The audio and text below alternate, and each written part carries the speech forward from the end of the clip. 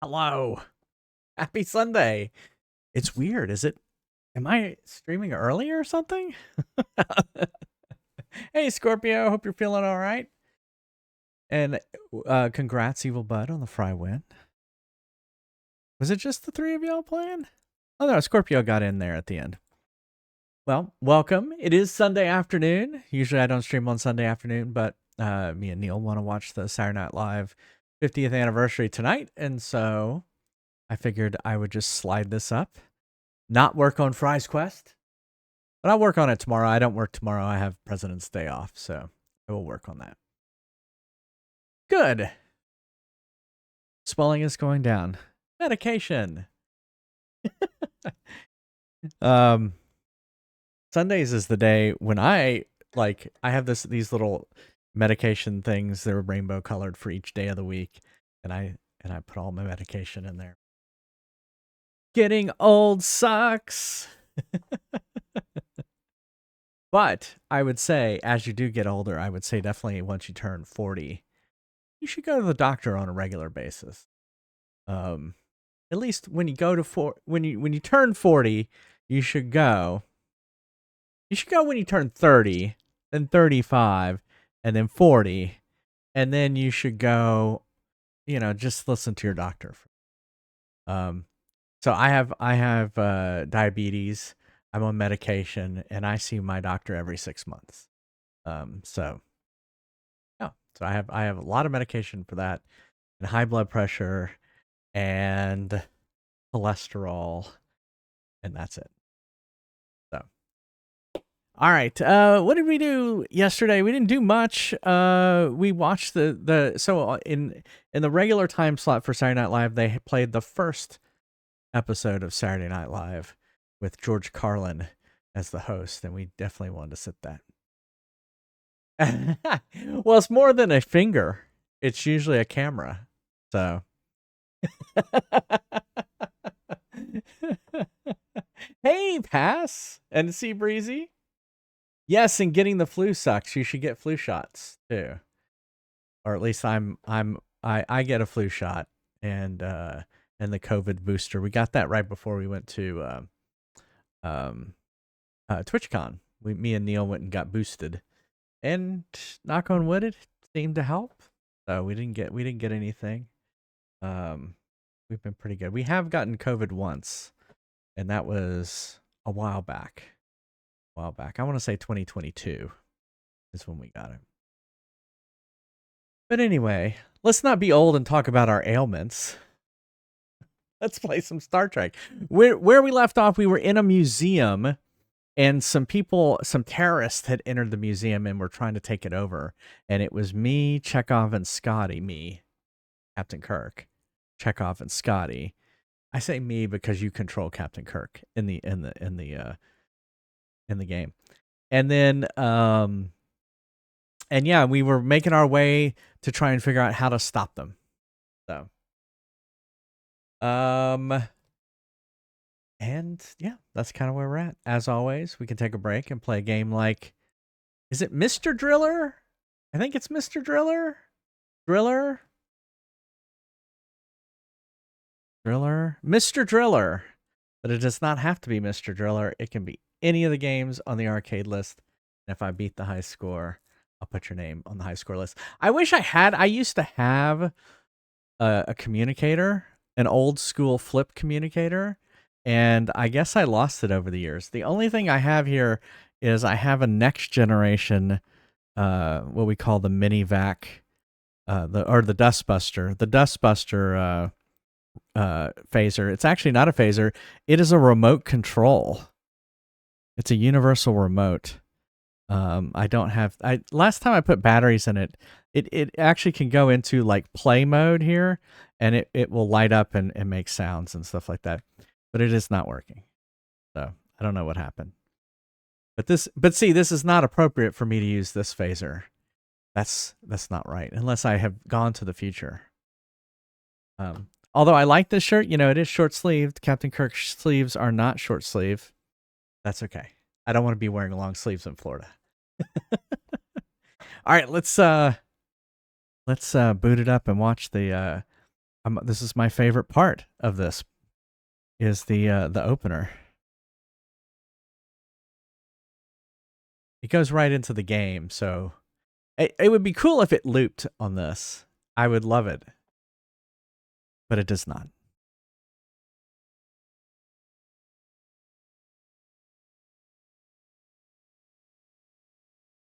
You would think a 30-year-old game wouldn't take so long to boot. Here it goes.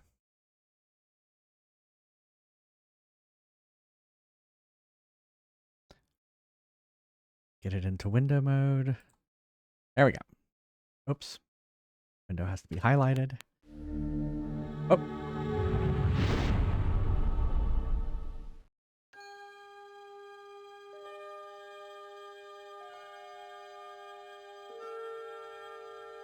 Space, the final frontier.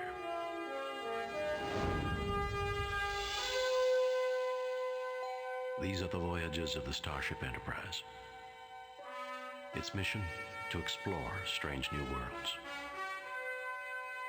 to discover new life and new civilizations, To seek out new life and new civilizations. to boldly go where no man has gone before.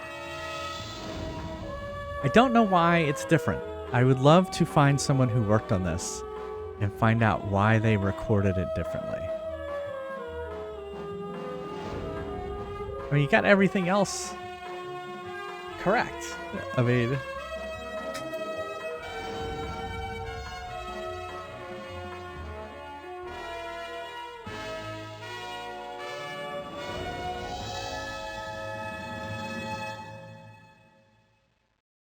Load a previously saved game.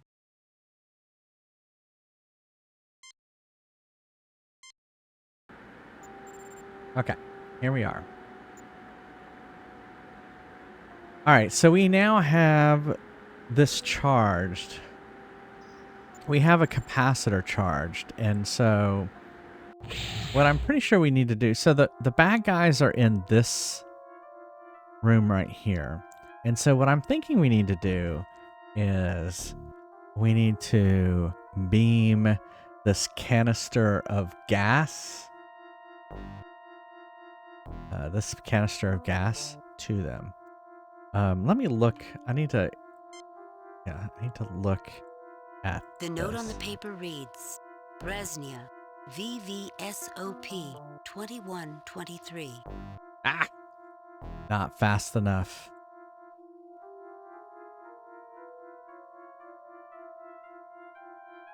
The note on the paper reads, Bresnia, VVSOP 2123. That's the code to the door.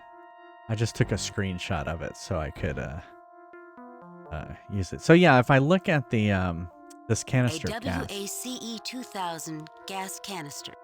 I think that will knock them out. Now, I can power only one thing. I can either power the transporter or this communication thing. So let's try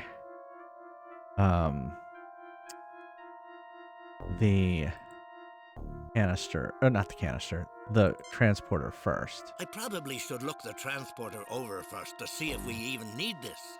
Okay. Use Scotty on the transporter.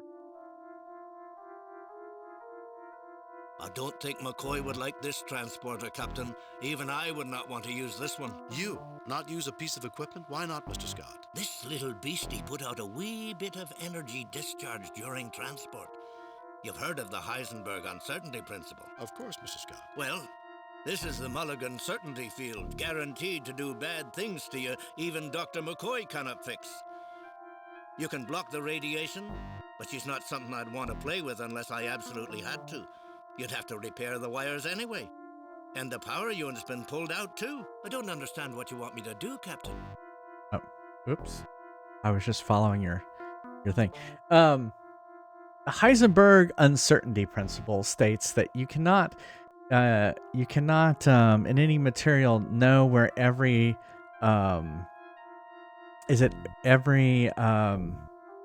molecule is, if I remember it correctly.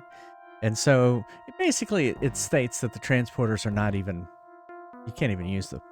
transporters because you couldn't map out every molecule of the body. So there is actually a circuit in the transporter called the Heisenberg compensator, and you'll hear them say it every once in a while on TV shows.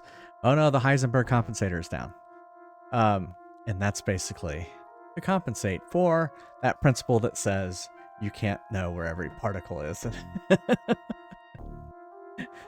I always thought that was funny. All right. Well, so we can't use this? Oh yeah. It's in there, Captain.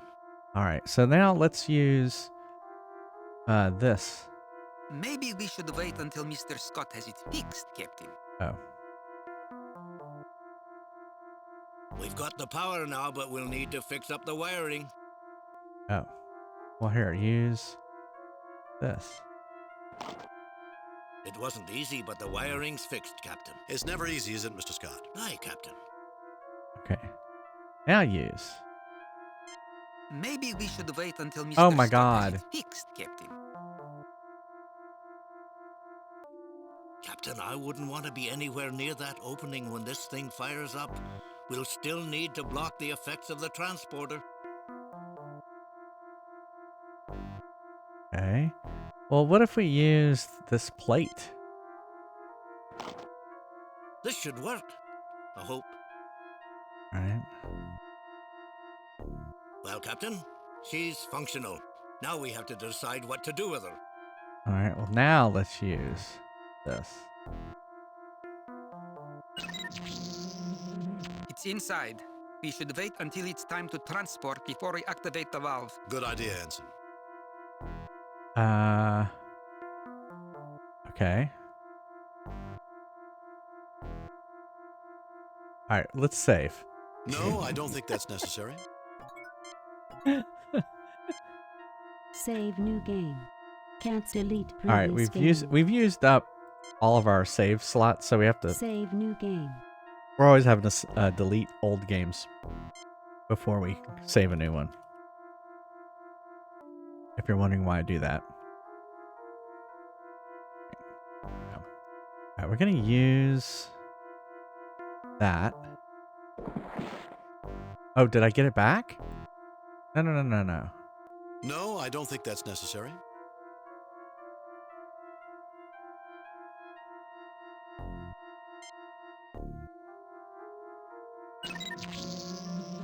It's inside. We should wait until it's time to transport before we activate the valve. Good idea, Ensign.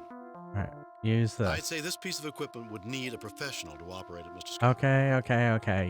Gotta use it. We're about as ready as we can get, Captain. I'll have the robot open the gas valve and I'll transport on your signal.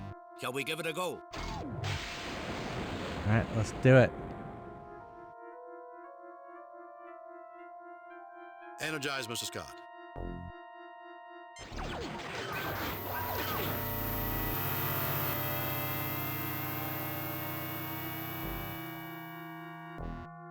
Alright. Security lockdown is in effect. Hopefully Please enter access code. hopefully we knocked them out. EVS is that OOP 2123. The gas worked. Mr. Chekhov, have Dr. McCoy beam down to make sure the curator and guards are all right. Mr. Scott, lower the museum's shields and have a security team beamed aboard. That's Captain's it. log supplemental. With the terrorist unconscious, it was an easy matter to turn off the security override. The terrorists turned out to be from another family from Lockheed, the Onakan, a family with a long history of feuding with the Saransi, who also claimed the probe. The probe was the very same probe that discovered Lockean and had enormous symbolic importance to the families on the planet. Curator Brezhnev was treated by Dr. McCoy and is in good health. Commendations are in order for Scott and Chekhov for meritorious service. Lieutenant Uhura, send a message to Admiral Richards. Tell him he owes me more than he thinks he does. Aye, sir. I have a feeling he's not going to be surprised. I'm afraid I'm going to remember this mission with a great deal of sadness, Captain. Why is that, Mr. Scott? It was such a fine cognac, Captain. It was just waiting for us, and now it's gone forever. Such a waste. You always remember the one that got away. Sure, Scott. Captain, message incoming from Starfleet. I see they got our report. On screen. I reviewed your report from your recent assignment, Captain, and have a few comments. Well done, Kirk. Keep up the good work. I must say, however, your performance is not what we've come to expect from James T. Kirk. I guess we all have our off days, Captain. Wow. Kane out. She is harsh. She is harsh. No. Harsh.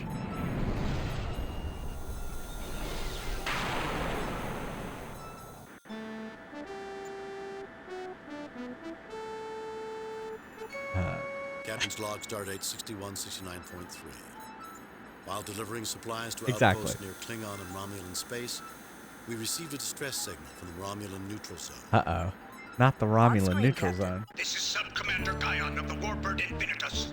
We are under attack. Assist us, please. Transmission jammed at the source, sir.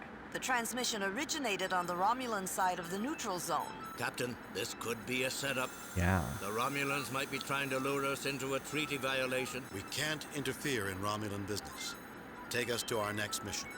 Yeah, that's what I feel like doing, but I probably can't do that. Set course, warp factor 8. I'm not going to ignore a distress call, even if it is a Romulan. We can't interfere. Set Well, course, this warp is a factor tough 8. call, so... I'm not going to ignore What is a this, the distress call, Kobayashi Maru? even if it is a Romulan. Like, why can't I save?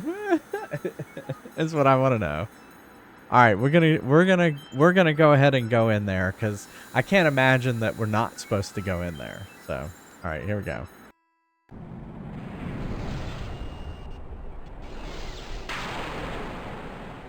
Captain's log supplemental. In answer to a distress signal, we are crossing the Romulan Neutral Zone in violation of treaty. We are approaching the source of the distress signal. We are now entering the Romulan Neutral Zone. Captain, a Romulan warbird is approaching toward us on an intercept course. Hail it, Uber. I have an audio response only. So, now it is the Federation that tries to stop me from winning my prize. Romulan ship is approaching on an attack vector. Raising shields. All right, hold on. Save new game. Replace, delete previous. Save new game.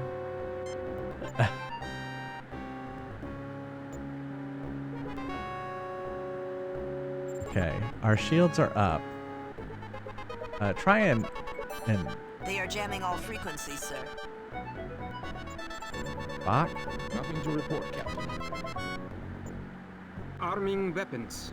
Oh, they fired first. I did not fire first.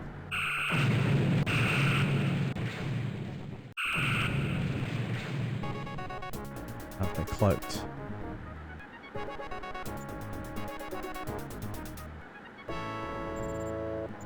This is noted in the log. I did not fire first.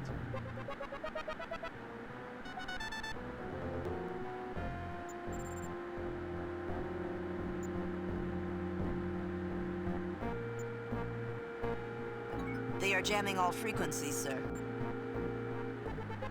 Oh, they're there.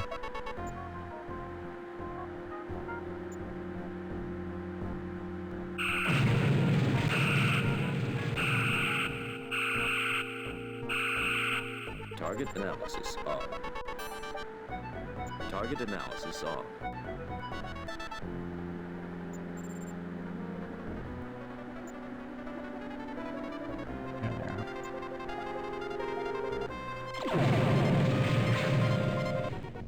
Come on, I hit him point blank with photon torpedoes.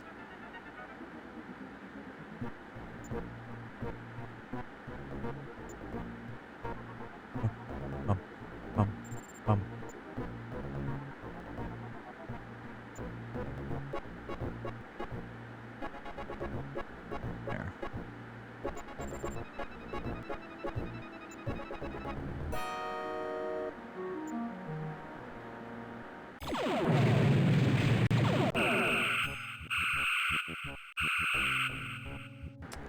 Thought maybe I could get another shot in. There.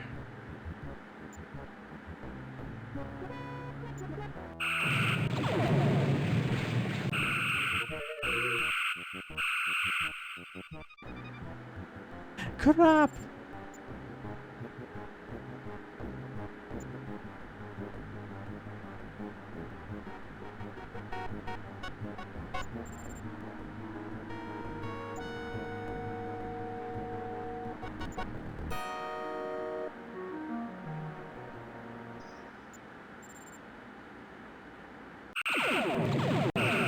Oh.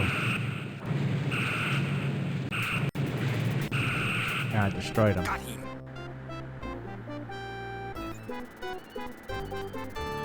Captain, 4 Romulan warbirds are on an intercept course. We're being hailed. Oh God. The commander wishes visual contact. On screen. This is Commander Starius of the Invictus. Commander, we were responding. Explanations are unnecessary, Captain. We thank you for your humanitarian response to the Infinitus distress signal, and we recognize that you destroyed the rogue warbird in self-defense. We will overlook violations of treaty this time. How kind of you. Captain, we have discovered a mutual threat. A race of beings that seems determined to manipulate a wide variety of life forms that call themselves the Brassica. If you have encountered them, it may be in both of our interests to exchange information. Spock, transmit all we know about the Brassica to the Romulans. I've heard the name, but we know next to nothing about them. I don't think we can help you. Brassica? I've never heard of them. Spock, transmit all we know about the Brassica to the Romulans. Well, they're not. Oh my goodness. I mean, this is tough because, I mean, it's the Romulan, right? You don't want to give them everything. I've heard the name, but we know next to nothing about them. I don't think we can help you. See, I don't like that. I don't think we can help you. Spock, Let's. transmit all we know We're going to about go the ahead and Brassica give to the them. Romulans. We're going to trust them. Hopefully that doesn't come back to bite me. Thank you, Captain. Our information package has also been sent. Please leave Romulan space as quickly as possible. The longer you stay, the more difficult it becomes to ignore this incident. Understood, helmsman. Set course for Federation space.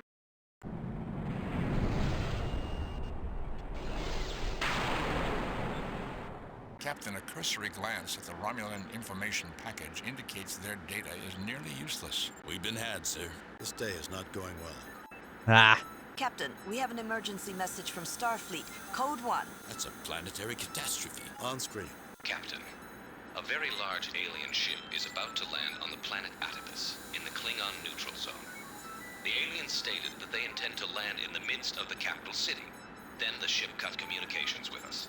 Since then, all attempts to contact the alien craft have failed. You are the closest starship to Atibus. We want you to evaluate the situation and safeguard the colonists. We need you to make contact with the aliens. We're the only ship in the fleet, or we're the only ship in the quadrant. All right, so, all right, it's time to look at the manual. Oh, Manuel.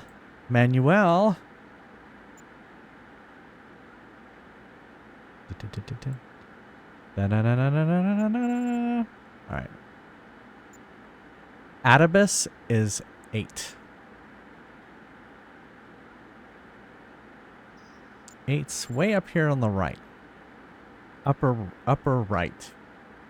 All right. Here we go. Upper. I think. Oh crap. I think that's it right there. We didn't save. Well, we'll do it. We'll hopefully get it correct.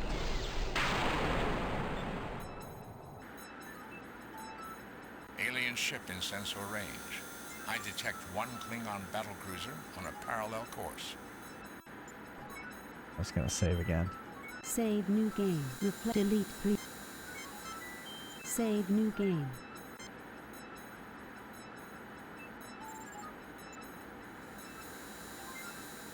The Klingon commander is hailing us. On screen. Greetings, Enterprise. Welcome to Atibus. I am Captain Kla. What are you doing here? And I am Captain Kirk. Greetings yourself. I take it that this is not your vessel. What are you doing? And I am Captain Kirk. Greetings yourself.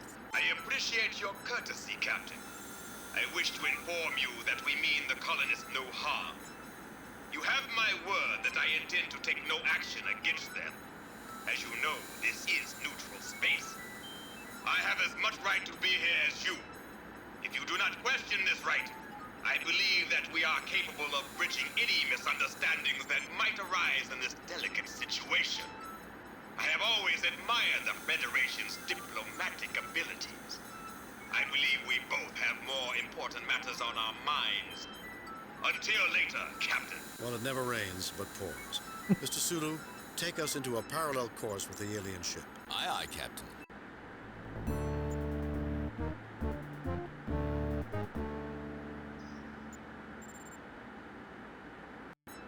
Okay. Looks like one of those, like, you know, the Emperor's ship from Star Wars. The tri-wing ship that folds up. All right, let's Spock, what is this? Sensors appear to be experiencing malfunctions. Fascinating. Some anomalous readings are reoccurring. That would indicate that the ship itself is changing in unexpected ways. I have no explanation for the phenomenon. I have found at least one area that is suitable for transport. All right, I guess we're going aboard. Captain, the shields are up. Oh. Lowering shields, Captain. Disarming weapons. We're beaming aboard the alien vessel. Have Dr. McCoy meet us in the transporter room. Spock, come with me. Lieutenant Uhura, if its communication system is malfunctioning, then we'll need you. Yes, Captain. Mr. Scott, you have the con. All right, Uhura's going with us.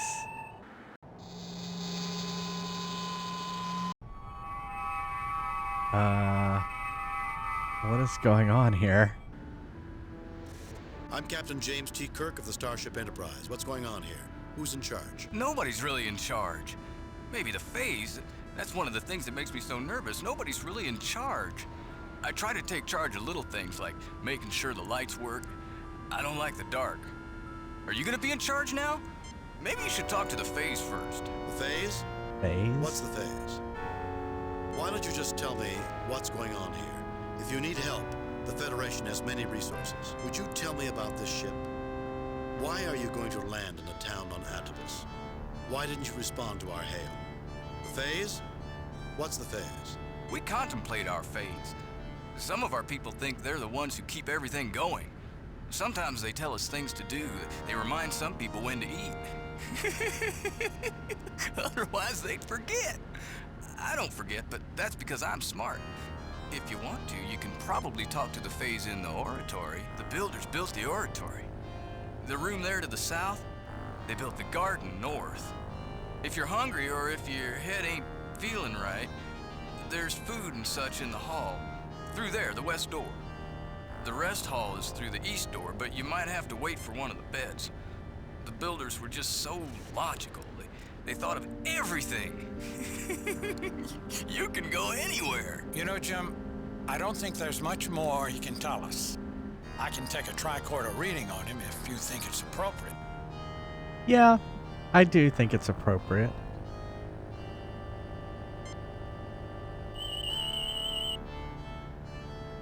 His mental activity is very high, but doesn't seem pathologic, Jim. Respiratory activity indicates a high degree of anxiety by comparison with others of his race. Now, that much stress is unhealthy if this is a chronic state. Interesting. It's funny because I'm currently, I'm watching the original series right now, and I'm on Spock's brain, which is a terrible episode where Spock's brain gets captured, and they go and they come to a group of people who are basically, they can't do they can't run the technology that they have, and so they have this thing that they put on their head every once in a while to get a new brain to run their complex and stuff like that. Anyway, this reminds me of that. There's a nice plant. A potted plant. All right, let's talk to this guy. Go away! You're breathing on my table. Okay, let's look at your table. This person is staring at the surface of the table in front of him, blinking from time to time. His complexion is sallow and he seems tired. He never looks up, but occasionally flicks away a speck of dust from the otherwise spotless table. Okay, let's have McCoy scan him too. Slightly undernourished, sluggish pulmonary and circulatory conditioning. Doesn't get nearly enough exercise, I'd say. Brainwave activity uneven. I'd need a battery of tests to be sure. This is a complete new race after all, but he may be suffering from some blood chemistry imbalances, likely to be affecting his mind. Okay. Captain, individuals on this ship appear to be suffering, perhaps from certain mental disorders. Were I to examine them, I might be able to determine something more. What do you think, Spock? I find the situation in this room disturbingly irrational at first impression, Captain. I suggest we endeavor to understand what we see around us in order to make a sensible analysis. Good call. Let's leave this room.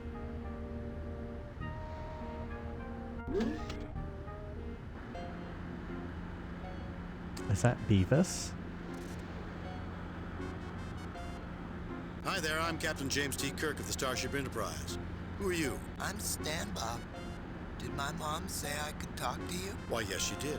What can you tell us about things going on here? No, not exactly.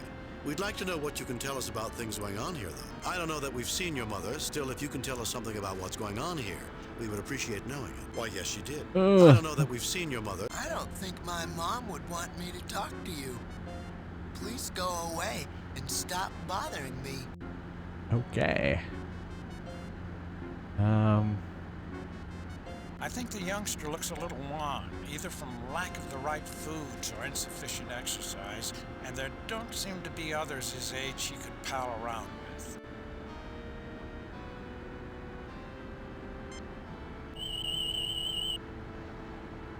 This individual is a juvenile in good condition, although mildly undernourished.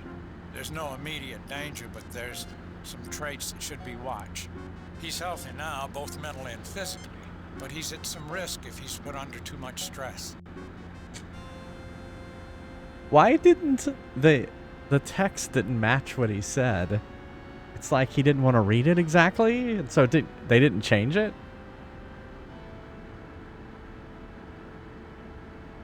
All right, it looks like we can go this way or we can go this way. So let's go this way. Or we can't go this way. All right, I guess we go this way. Keep back! I don't recognize you, you strangers! Rackaback, Gormagon, you recognize these people? No, Tusken, we sure don't. Keep them away. Keep them away from me. They'll hurt us. They're out to get us, I tell you. Have I ever been wrong? No, Tusken, you kept us safe, and we keep you safe. We won't let them get you. You people don't want to come any closer. Honest, I don't want to have to hurt any of you. It's just that Tusken won't like it. I hope you don't mind, but you really have got to stay back. Protect me. They're after me. We'll hurt you, so just stay back. We really don't want to hurt you, you know, but you gotta stay back.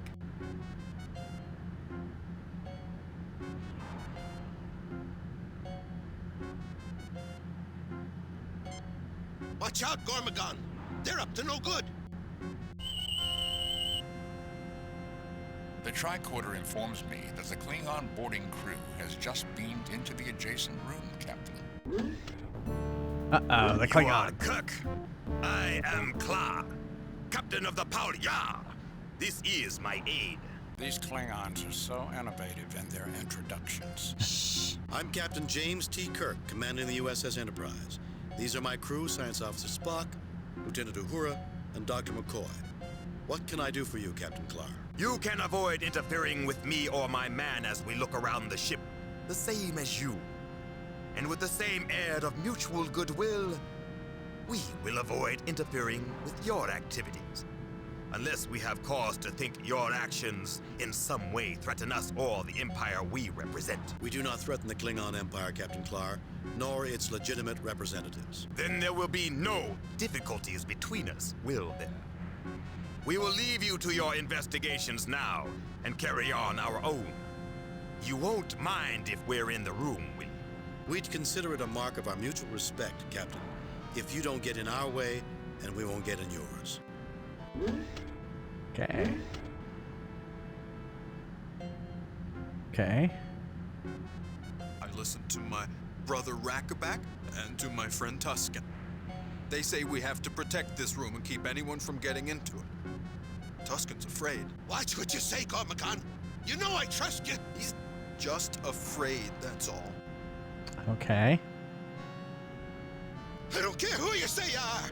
You're evil monsters in disguise. You want to get by me and the only people I can trust. You want to get into the back of my brain. You want to rewire me and change the way I think. Go away. Go away. Go away. Or we'll hurt you and make you go away. Yeah. Yeah, I just need to wash his hair. All right, let's talk to McCoy here. This Tusken seems paranoid, trying to control everything. He's got a great fear of anyone fooling around with his mind. If he were a crew member, I'd suggest tranquilizers and a lot of examinations. Okay. Well, here, use your scan him. Jim, he has fairly extensive brain damage and may be causing paranoid delusions. It's also resulting in increased levels of hostility. His adrenaline levels run quite high, and there's been organ damage from the extreme stress.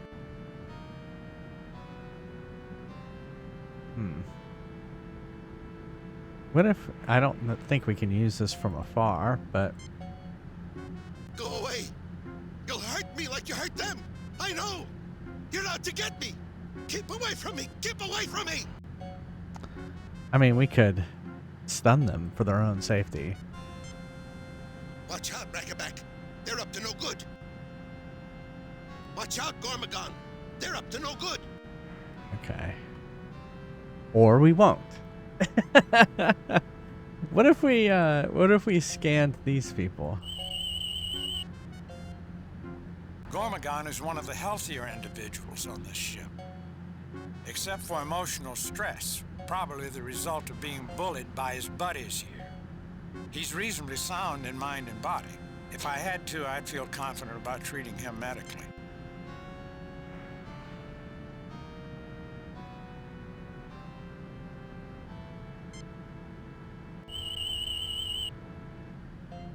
Like so many others aboard this ship, he's the victim of developmental genetic damage. A chromosomal misalignment induces a greater inclination to violence. I wouldn't feel confident enough to treat him medically without the full database of the Enterprise systems. I'm just a simple country doctor, not a magician. There are some things I just... All right, calm down. All right, use... Keep away from me. I don't need that. I don't want to hurt you, but I won't let you hurt me neither. Captain, I don't think this is a smart thing for me to be doing. Okay, fine. What do we got? I guess Spock and the room. Nothing unusual about that object, Captain. What about the bear? A large, irregular animal form construction, evidently used as a toy. Component materials include woven and pulp plant fiber and extruded plastics. If you want the bear, you'll have to beat me at this game of chess. All right, let's do it. The best move you can see will end the game with a draw, but then you're more of a poker player than a chess master. All right, well then use Spock on it. Captain, if I may interject, that disparity is something we glimpse throughout this ship. I was thinking the same thing myself, Lieutenant. I'd like to have a talk with whoever is behind this. A complex situation. However, check and mate. How'd you do that? He cheated you, brother. He must have cheated you. No, that's a legal move. Here, take the bear. I promised, and I do what I say. I think it's a dumb game. That's what I think of this game.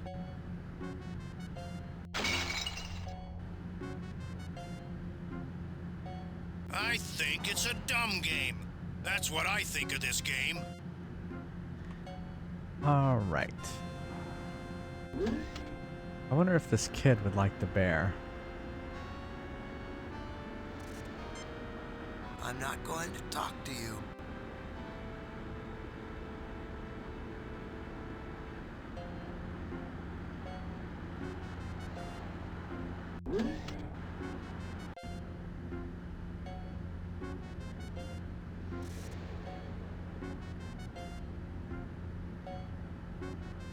Aha. The king. Methinks you peasants should know your place and speak only when royalty speaks first to you. I'm Captain James T. Kirk of the Starship Enterprise. Who are you? Jakesy. What can you tell me about this place, Jakesy? Can I play with the blocks, Jakesy? Can you smile for me, Jakesy? Is there something you want, Jakesy? The sweet-faced adult shakes his head no. Hey. I'm Captain James T. Kirk of the Starship Enterprise. Who are you? Jakesy. What can you tell me about this place, Jakesy? The sweet-faced adult shakes his head no. Alright, what if we used the bear on him? Soft. Nice. You get blocks now? He gathers together the blocks and gives them out to you. Right? Now we have blocks.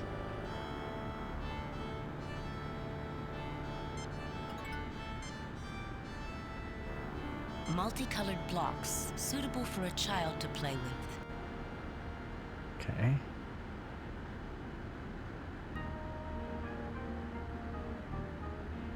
Go this way. What the?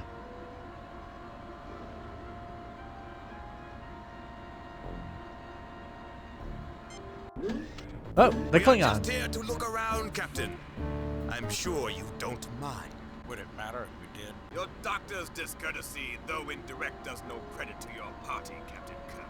I would have expected better when we have done nothing to warrant rudeness. We need not interfere with one another's activities, I think.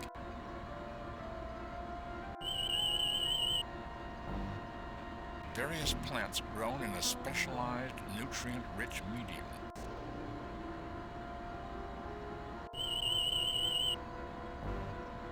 This 60-liter capacity square metal keg is constructed of good quality steel with non-reactive steel alloy lining. Inside is a nutrient-rich liquid ideal for the growth and support of certain hydroponically grown plants.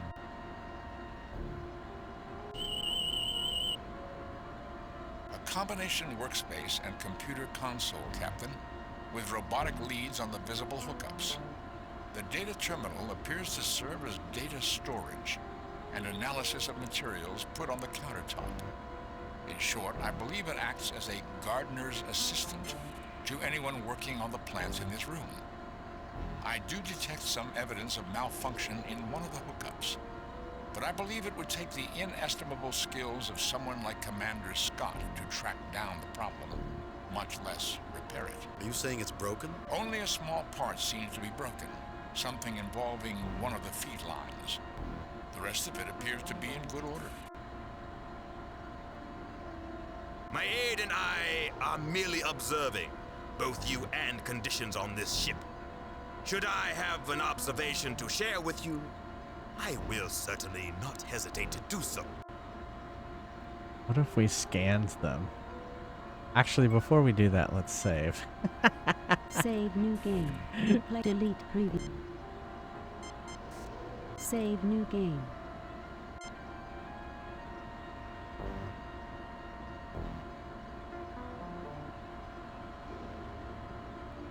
Is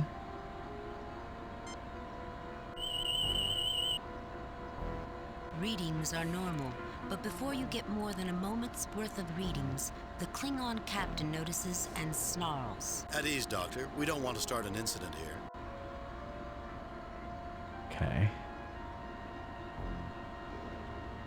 What if we used Spock on this? There is nothing on the work console. Proceed with your work. This console is prepared to scan items anytime you are prepared to use it. Okay. What if I use the blocks on it?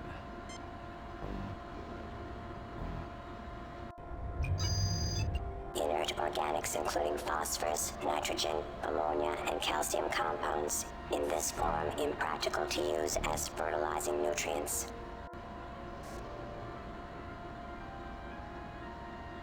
Alright, let's just walk past the Klingon.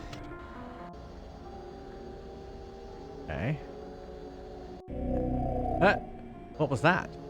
Captain, we have just been thoroughly and efficiently scanned. Please identify yourself. You haven't been in to see me before, have you? I'm Captain James T. Kirk, commanding the USS Enterprise. These others are my crew. Science Officer Spock, Lieutenant Uhura, and Dr. McCoy. Who are you? We are the Fays. Did not your parents speak of me? Captain, note that it identifies itself only erratically in the singular I, and a blend of voices typifies its communication. Are you suggesting it is a hive mind, Mr. Spock? Or is the voice synthesizer simply programmed for a harmonic chord of voices? Inconclusive. It may also be that an array of otherwise independent machines have been linked to provide the requisite computing power, although that is an antique and unsophisticated method of achieving this level of intelligence at odds with the overall level of sophistication and evidence. I suggest we pay close attention to both its actions and its words. Fays, why would our parents have spoken of you? I am here to care for all of you, Kirk. It is easier for me to care for you when you are younger, but sometimes one's parents are forgetful. We understand. I will care for you now. You will feel better after you eat. Great. A food-fixating mothering computer. It could in fact be very much that. Fays, you're about to land on a planet inhabited by sentients in the middle of a settlement. If you are in control of this vessel, you must stop. You must not land there. You will feel better after you eat, dear. Run along now. I'm very busy. Alright. Spock, let's scan this thing. An extremely complex mechanical construct, Captain. Readings indicate this is a functional AI, an artificial intelligence of considerable sophistication. It may not be in perfect condition, however. Certain power shunts may be repair solutions to malfunctioning subsets. It sounds like you're saying there's scar tissue, where the machine healed old damage. Precisely, Doctor. Great. It's funny how... Alright, I was just gonna say, it's AI, it's relevant. Let's scan this person. She's cataleptic, Jim. Completely submerged within her mind. Completely withdrawn from external stimuli.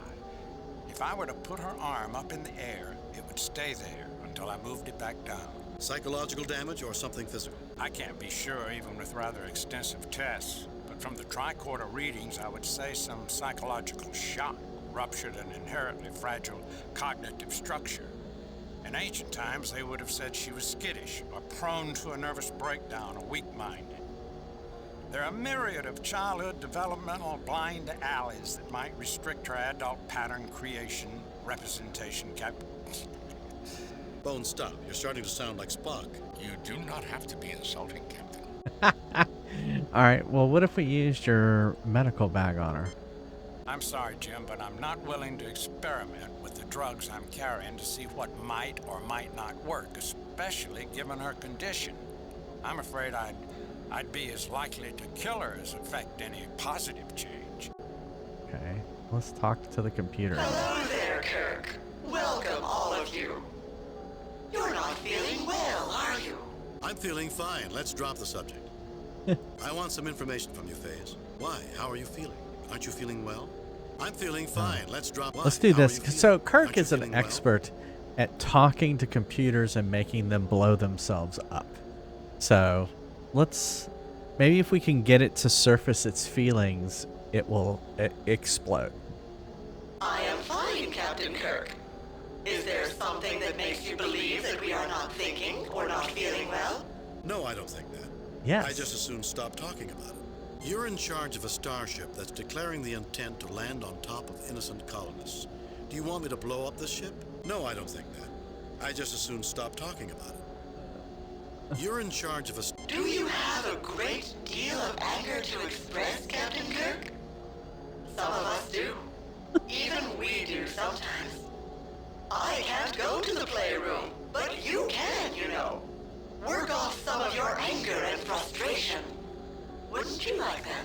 What do you need to learn? How can I make you understand there are sentients who will die if you land at Atipus? That's a clever question, Captain Kirk. You're not well, yet you want me to tell you how to trick us. However, you cannot access my external monitors. So in any event, you cannot trick us into thinking something exists, which does not. If the planet we are approaching had homes where I know a starship landing field exists, I certainly would not land. However, the builders would not be so foolish. They knew we would return. And when? You don't understand. That's to be expected. The damaged ones have difficulty understanding sometimes. Just know that we love you and will care for you until the builders can ease the confusion in your minds. Wouldn't you like that? Phase, are you aware Oh my that goodness. we are not even from there? That we are from another ship, a different planet altogether? That Mr. Spock here isn't even the same race as the other three of us? I mean, it's like I don't know. I feel like I'm in just like Teletubbies or like a kids program. No, I don't think that. I just as soon stop talking about it. Phase, are you aware that we are not even from... Is there something more you'd like to talk about? Or do you want to get some rest? Wouldn't you like to be better rested and feeling better? No, I don't think that. I just as soon stop. Phase, scan me. Scan the others here with me. Scan the people elsewhere on the ship. Are we even the same race? No, I don't think that. Phase, scan me. You aren't well, that's true. Recognizing that you're not well is the first step toward getting the help you need, Captain Kirk. I will help you if you like, although first you should get some food and some rest. Do you think you'd like that? No, I don't think that. I just as soon stop talking about it. You will feel better after you eat, dear. Run along now, I'm very busy. You can come back to talk to us again another time. All right. All right, let's try using Spock on it. We appreciate your desire to become one with me, but it is impossible. Despite what you may think, this is no short route to Godhead. All right, go check that stuff out. Evidently, this was an electronic device, almost certainly a reader or computer interface. It is severely damaged beyond any repair.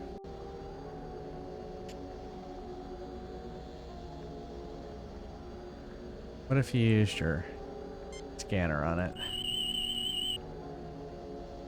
This machinery appears to have been a read-only computer terminal. The configuration and construction is unique, to say the least, from what I can make out. It is utterly destroyed, beyond any hope of repair. What if we use the blocks? Do you have some intention in mind when doing this, or is it just a random play with the blocks type of thing? What if we use the blocks on this computer? Do you have some intention in All mind? right, all right. Don't have to be so condescending, Bones. Okay, I guess we just did a loop. We went this way. Oh, I see. We came from there. Okay. Welcome back. Are you feeling better? Why, yes, we are. Thank you for asking. All right. Interesting, interesting, interesting. That was... I wonder if there's anything...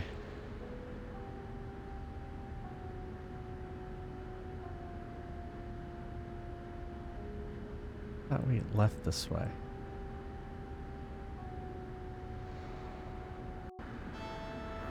Gonna go this way?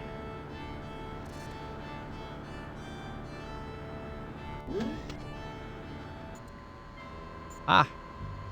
Who's this? Hi there, I'm Captain James T. Kirk of the Starship Enterprise. Who are you? Are you feeling all right, ma'am? Can you tell me what the problem is? You look so sad. Would it help to tell us why you look so down? Hi there, I'm Captain James T. I'm called Ma. My son is Stan Bob, and I failed him. I feel so badly. I'm a terrible mother. The woman's eyes brim with tears and she can't continue the conversation. Oh, it's the Klingons again. Why, hello there, Klingons. Don't worry, Captain Kirk. If I have something to say to you, I'll speak up. You may be quite sure of that. What if we have use Uhura on her? I could try to talk with her if you wish, Captain. Yep, that's what I was trying to do. Hi there, I'm Captain James T. Are you feeling all right, ma'am? You look so sad. Would it help to tell us why you look so down? Do you have any children, sir? I do, a son, and I've just not treated him right. Tried to do right, but everything died, and I can't give him what he wants, what I think he needs. A mother's job can be difficult. I'm sure you did your best for your son. Would you tell me about it? What is it you can't give him? What died? Did you hurt somebody? Something? A mother's job can be difficult. Little Stam Bob. I tried to feed him right, give him safe food. He really likes fresh fruit. Now he can't have it anymore, and it's all my fault. Ma'am, hold on to this idea. It may not be your fault at all. We'll try to help. You have my word. Your son still loves you just for trying. Of that I'm certain. He wouldn't want you to be so sad. Ma'am, hold on to this idea. It may not be your fault at all. The woman's eyes brim with tears and she can't continue the conversation. All right. Here, McCoy, scan her. A female, just moving into middle age. Her overall level of health is fairly good. Vital signs are down marginally, and mental readings indicate a chemical array typical of severe depression. However, there are high levels of tranquilizing chemicals in her bloodstream. Again, McCoy not reading the lines correctly.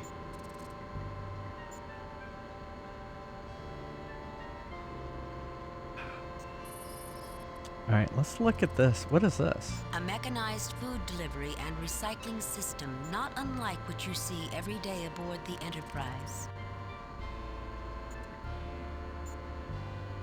The machine whirs, lights blink, and a pre-packaged container of food is deposited on the tray. Did we get it?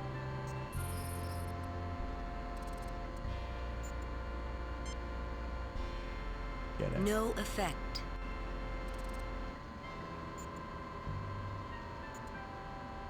The box of prepared food is light and compact. Why don't we go give that to the kid? A prepackaged meal. Now, we don't know it's this way, but let's go back and talk to the kid now that we've talked to his mom.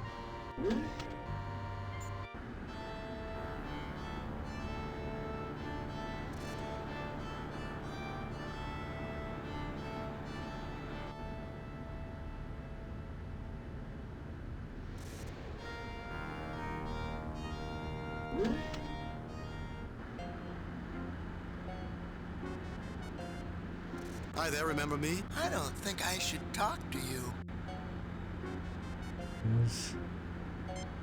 The youngster wrinkles his nose at the box of food. Okay. What about the blocks? I'm not going to talk to you. Use Uhura on him. I don't think I should talk to you. Crap.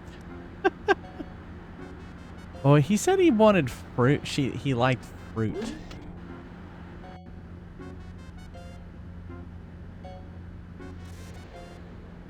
I mean, there is that Hyponics Bay. Why can't I walk that way?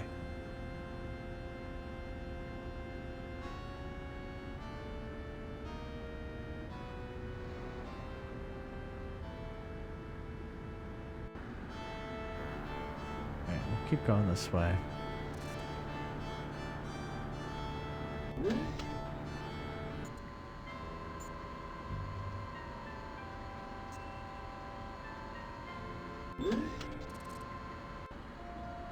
Oh, this just goes back here.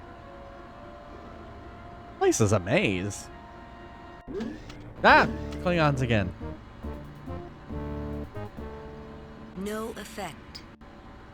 No effect. These plants look green and healthy, with strong stems and shiny leaves. These plants look green and These plants look brown, pinched, and wilted, although their root systems are as well developed as those in the other hydro bins. Attached is a sealed metal keg with a feeder hose attachment on top. A trace of greenish mold rims the connection joint.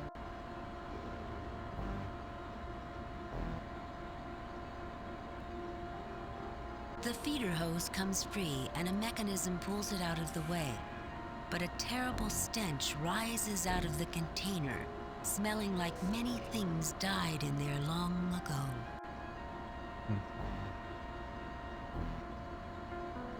A round metal keg with a feeder hose attachment on top.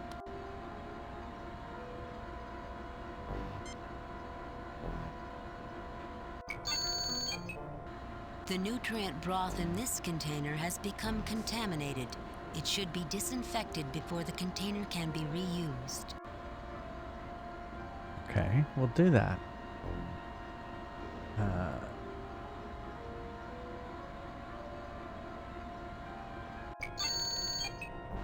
The nutrient broth in this container has become contaminated. It should be disinfected before the container can be reused. Okay, well, you know, we could use, why don't we use the med kit on it? This isn't a medical matter, Jim. Oh, come on, stop. This isn't a medical matter, Jim. All right, fine. Scan it with a tricorder. This 40-liter capacity metal keg is constructed of steel with non-reactive alloy lining. The round opening for the feeder attachment is just under 10 centimeters in diameter.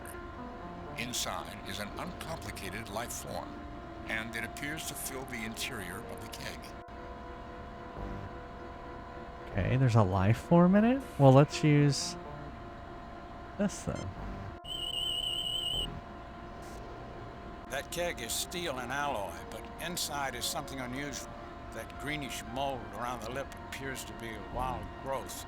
Can't compete against more complex plant life in an open ecosystem. But in isolation with a nutrient-rich broth, which I take it the keg contains, it does very well indeed. Of course, it seems to have completely blocked the feeder tube, which probably accounts for why the plant's struggling to survive in this hydro bin. Again, he didn't read it correctly. It's like, I'm not reading that. What if he used the phaser? Here, let's save.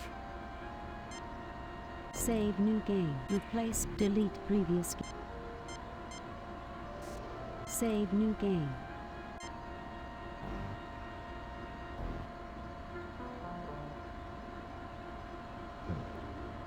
Yeah, they're plants.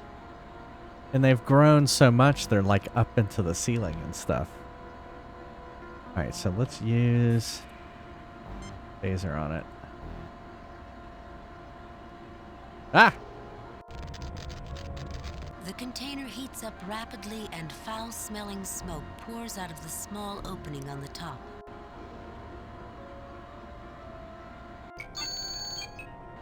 This container must be refilled with nutrient broth before it is replaced for use.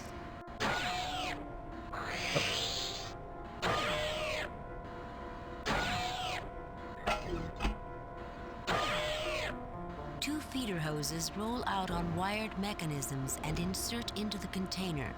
From one flows a clear liquid nearly filling the container. The other hose just makes burping noises. Okay. A round metal keg with a feeder hose attachment on top. But did we not do it or not?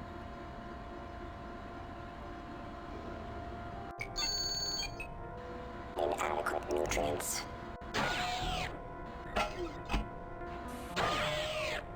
A single feeder hose inserts itself into the container. Nothing flows out, however. It just makes burping noises. So there's something wrong. What if we used the blocks on it?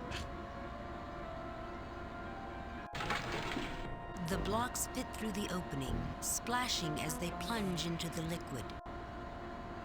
Okay.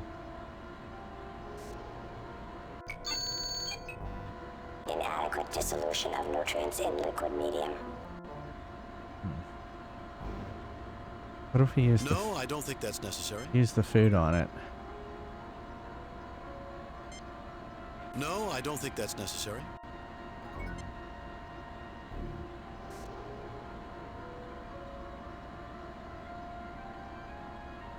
I do not see the logic in that action.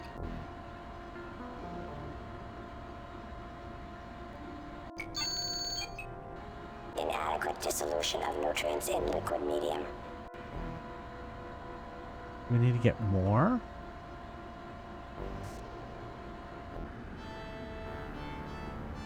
I'm Captain James T. Kirk of the Starship Enterprise. Who are you? Jakesy. What can you tell me about this place, Jakesy? Can you smile for me, Jakesy? Is there something you want, Jakesy? What can you tell me about this place, Jake? Is there something you... The sweet-faced adult shakes his head no. No effect.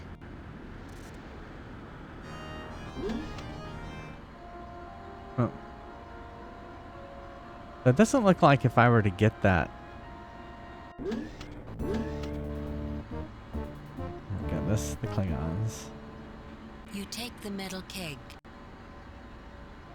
Can I use the metal keg back over here? I don't think it's gonna work. You settle the container back into the niche it was removed from. The feeder hose, looking shiny and clean, rides out on some mechanism and reattaches to the newly filled container. You hear gurgling, but it appears the liquid in the container is nothing more than the same nutrient-poor liquid that already covers the roots of the plants. The toy blocks may contain the correct nutrient compounds, but something more is required to release them into the liquid medium, making the nutrients accessible to the plants. The feeder hose comes free and a mechanism pulls it out of the way. Alright, so we still need... There is still something we need to do. With this box. Inadequate dissolution of nutrients in liquid medium. Alright, well I guess we'll keep looking around.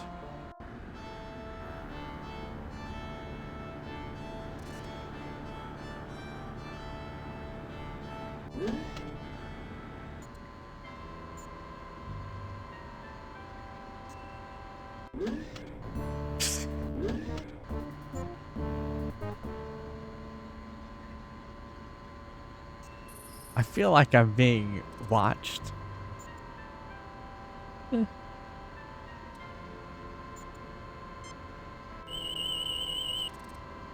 Medical bed. This appears to be a kind of all-purpose first aid station and medical dispensary with computer-aided diagnostics. Captain, from the configuration of equipment here, it is possible for someone to use this machine as a workstation and prepare medicine for someone who, for example, would be unable to come to the station for treatment.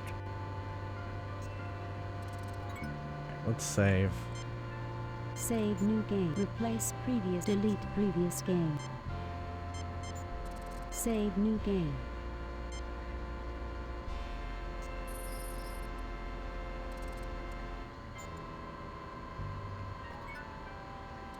Alright.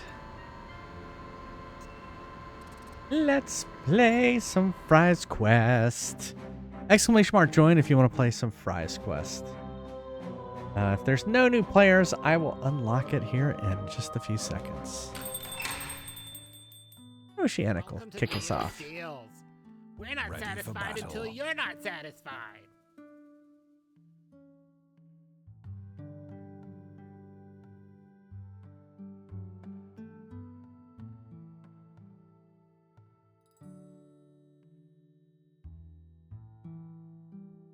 Alright, if you played last game, you can now join.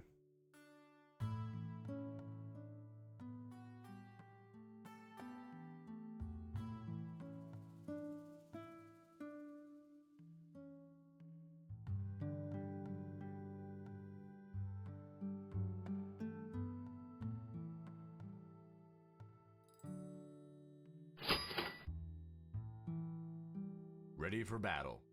Good call. Rebuy that potion.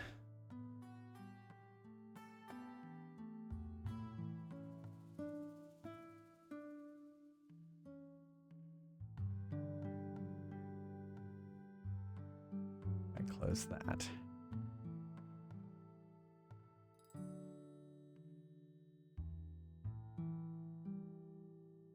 Give him hell, kiddo. All right. I'll be right back. See you in a second.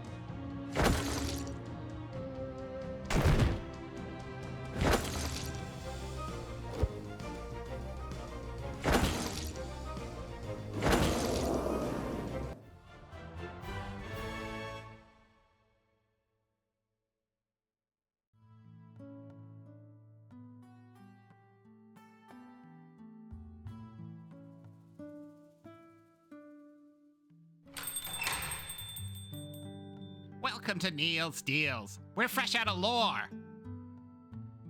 Ready for battle. Ready for action.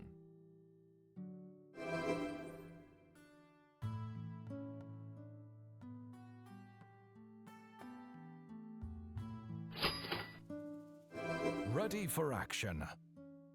Ready for battle.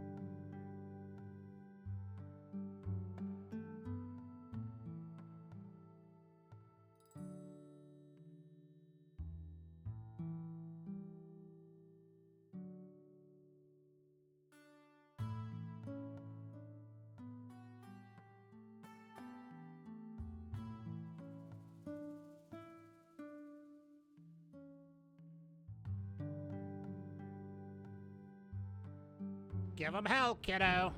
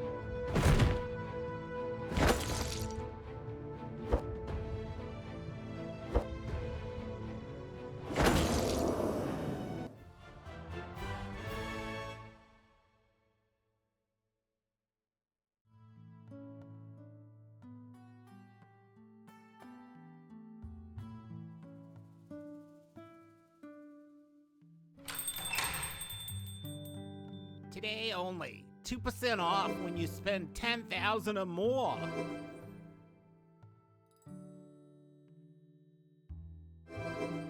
Ready for action. Ready for battle. Ready for action.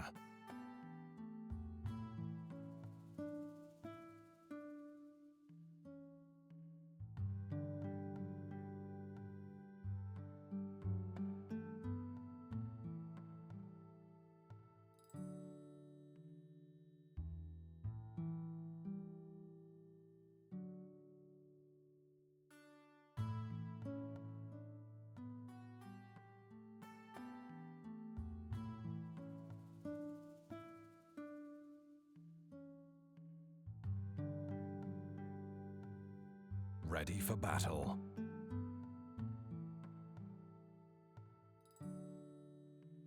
Ready? What do you mean I need to be ready? And where's the cheese? Where's the cheese for these fries that I ordered?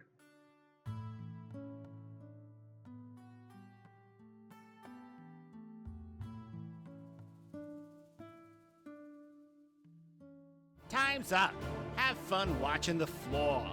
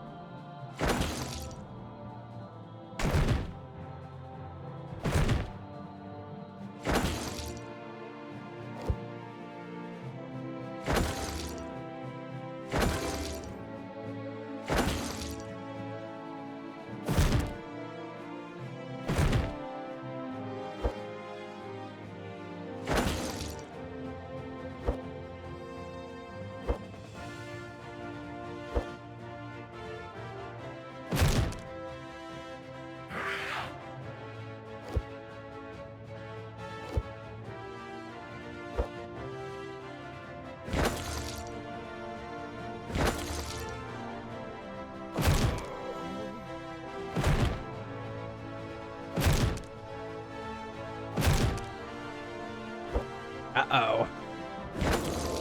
Oh.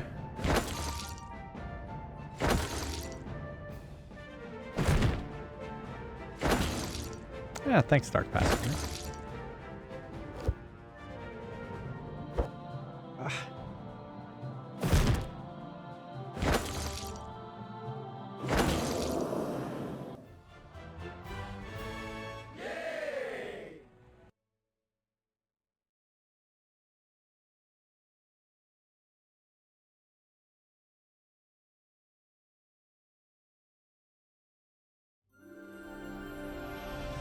fry, you die, you fry. And look at that. Scorpio only had a 9% chance of getting the fry. Wow. It'd been funny if Evil Bud got it at 2%. All right, let's get back to some Star Trek Judgment Rites. All right, so we got to find something else to put in that plant.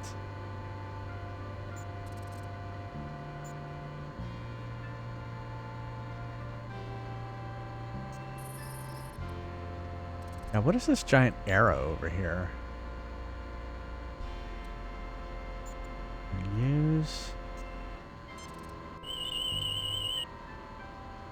a metal and plastic construct slightly over a meter high, built into the floor. Whoops.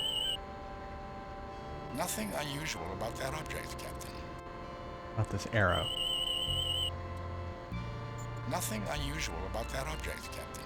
Well, part of the problem is Uhura is like literally in the way.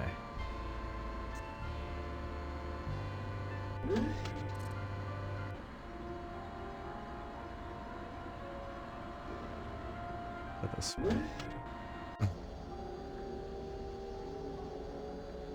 Welcome back.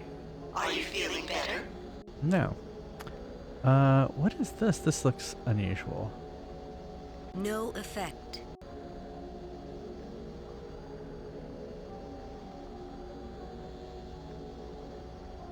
The computer. Oh, look. Oh, that's this.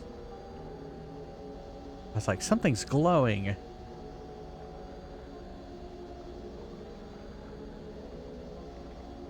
wonder if we can get anything out of this. No effect. Talk to the computer again. Hello there, Kirk. Welcome, all of you. You're not feeling well, are you? I'm feeling fine. Let's drop the subject. I want some information from you, Phase. Why? How are you feeling? Aren't you? I'm feeling fine. Why? I want some information. You feel that information will be helpful to you? Then of course I want to help. What would you like information about? The most important thing is for me to find out how to stop you from landing on the colony on Atobus. What are you? What are you doing here? Tell me about your history. And the most important thing, what are you? The builders installed the Parallels Library to help with questions such as yours. But I'm afraid Tusken came in when he wasn't feeling well. He seems to have damaged the library. We are attempting to repair it. This ship, the Compassion, was created by the builders to carry the folk like you. The damaged ones, asleep. We were the very best intelligence the builders could install. Although now that a few generations have passed, I'm certain I will find ourselves an ancient relic. The entire purpose was that, given time, the builders would find cures, solutions to the kinds of difficulties you and the others here experience. After we land, they will make you feel good. Better even than when you've eaten well and are happy. Sleeper ship, Captain. The builders loaded up all the undesirables and shipped them off planet. So why is everyone here awake? Not undesirable. No, Dr. McCoy, you are beloved of the builders and of us. Why else would I be programmed to keep you safe? Wake you before landing, and we all return to Shambram to be welcomed by your great-grandchildren. Captain, if I may, 2 questions, Phase. How long ago did you wake us up? And how much time has passed since this ship was launched by the builders? You were awakened shortly before we were to land. We were launched 99 eons ago. Can you translate that into the half-life of some radioactive isotope for me? Half the isotope of Silicon-32 has decayed away since our voyage together began. Captain, the Phase is saying it has only been in space approximately 280 Earth years. Atobus does have ruins, the most recent of which are in excess of 1,000 years old, but no sentient life. Otherwise, it would have been unsuitable for Federation colonization. Moreover, the readings I took while still aboard the Enterprise indicated this ship had probably been in space more like 1,600 years. process. Can you translate that into the half-life of some radioactive isotope for us, Mr. Spock? By my instrumentation, radium-226 has half decayed into radon-222 in the time you have been in space, Phase. You are mistaken. What instruments could you have possibly been using without my knowledge, Mr. Spock? The external monitors are inaccessible to the folk on board, as you well know. It would hardly do for someone as confused as you clearly are to get into sensitive areas. I suggest you go get something to eat. You are clearly not thinking nor feeling well.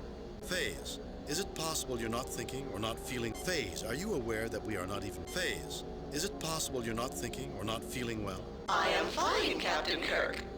Is there something that makes you believe that we are not thinking or not feeling well? No, I don't think that. I just assume you're in charge of a starship that's declaring the intent to... No, I don't think that. You're in charge of a... Do you have a great deal of anger to express, Captain Kirk? Okay, we've heard her say all this. Even we do sometimes.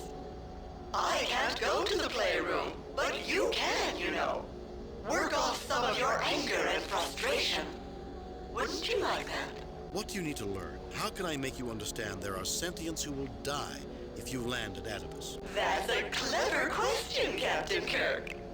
You're not well, yet you want me to tell you don't understand. Phase, are you aware that we are not even from... No, I don't think that. I just assume... You will feel better after... All right.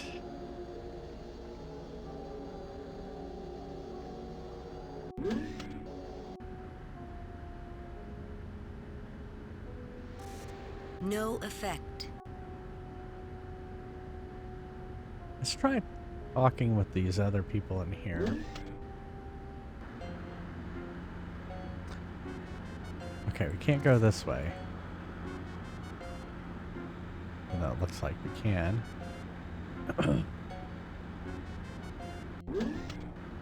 Protect me. They're after me. We'll hurt you, so just stay back. We really don't want to hurt you, you know, but you gotta stay back. See here, Captain Claw. I told you those Federation scum would be nosing around behind our backs. The Klingon observers seem interested in remaining to watch what goes on here. A room which appears to be dedicated to leisure and recreational activities. At least that's what you can see past the crowd of people. An overturned toy box.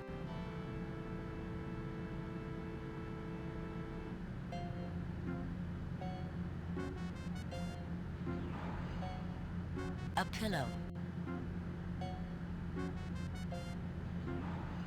The chess game has been scattered across the floor and the board broken.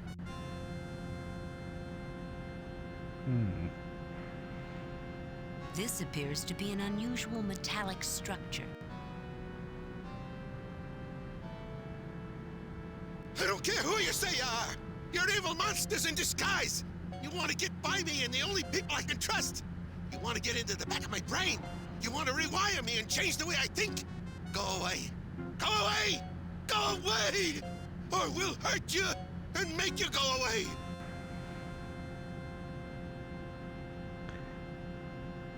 I don't think we have anything. Oh, here's food. Yeah, that looks good. And I am hungry. But Tuscan always said not to eat nothing Maul didn't say was okay. Thank you anyway, but I can't take that food. Yeah, that looks good. And I'm hungry. But Tuscan always said not to eat nothing Maul didn't say was okay. And I'd rather fight you anyway. That's even more fun than eating. I am hungry. So hungry. It looks like good, wholesome. And I don't take nothing from nobody. Nobody but Maul. You'd do something to it, make me different. You'd rewire my head. Who was Maul? Was that lady?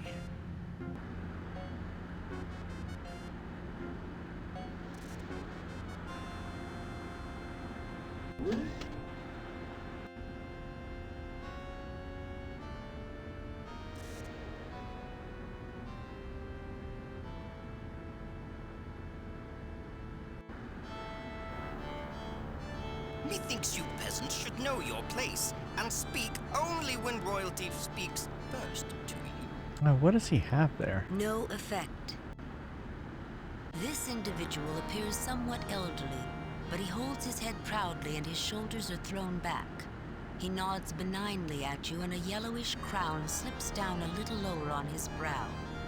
He clenches a short silvery rod with a bulbous tip firmly in one hand.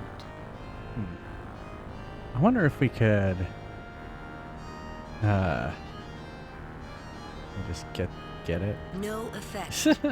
What if we use the food on him? Our royal taster seems to be elsewhere. We will not eat any food that is not approved by the royal taster. Be the royal taster? Just ate. Not hungry now. Okay.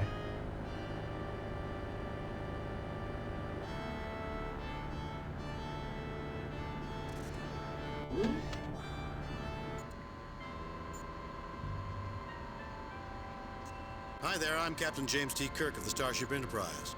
Who are you? I'm called Ma. Okay, that is My Maul. son is Stan Bob, and I failed him. I feel so badly. I'm a terrible mother. The woman's eyes brim with tears and she can't continue the conversation.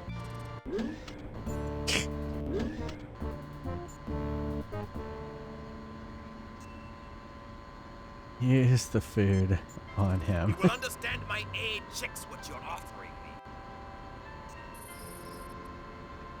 Don't eat that, Captain Claw. Just as I would expect of the Federation scum. They're trying to drug you into insensibility. All right. I could try to talk with her if you wish, Captain. Yeah. I could try to talk with her if you wish, Captain. Do it.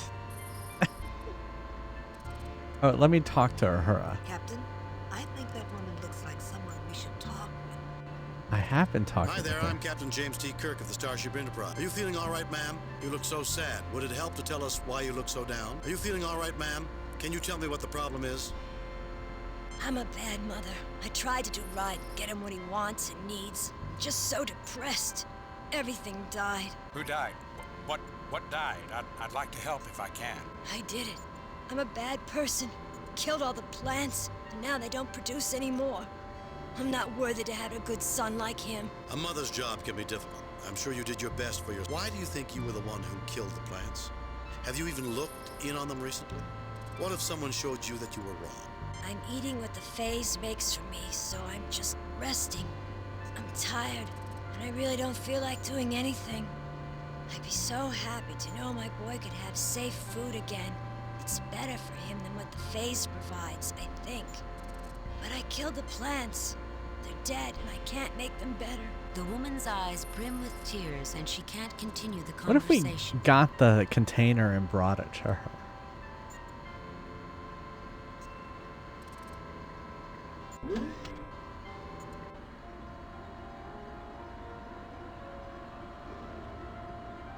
You take the metal keg. Can we get any of these others? Testing your strength, you attempt to remove the container from its housing. Unfortunately, it is permanently attached to the rest of the machinery. We'll take that back and use it on her and see what happens.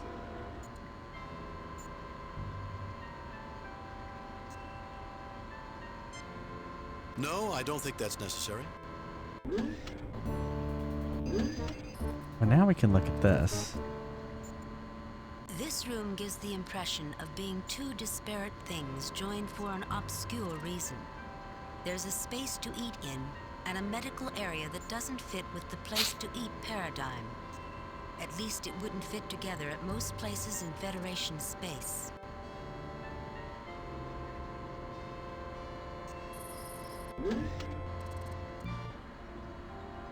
So, what was it saying it needed?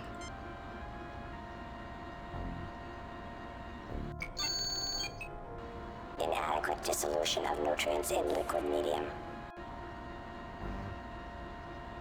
Use Spock on this. I do not see the logic in that action.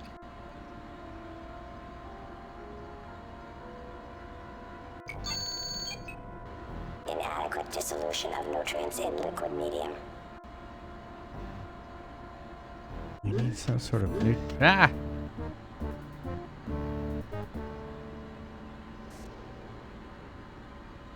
My aide and I are merely observing both you and conditions on this ship. Should I have an observation to share with you, I will certainly not hesitate to do so. I like how the Klingons are just like they were in the original series, which is just humans made up. Let's look at this. What is this? Nothing. A plant. A plant. No effect. No effect. I wonder how we can get... I don't see how these can help us, Captain.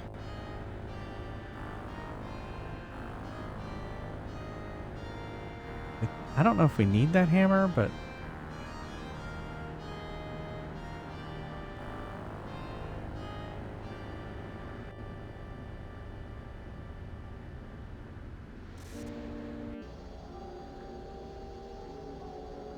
Place is Welcome back. Are you feeling better? Place is a maze.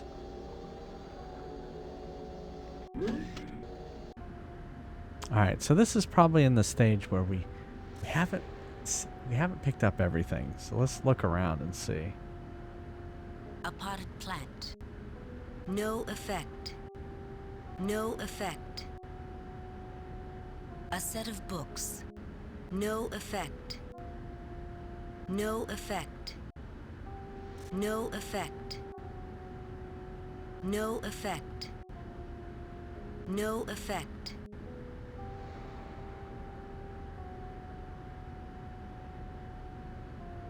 Hey Iowa, how's it going?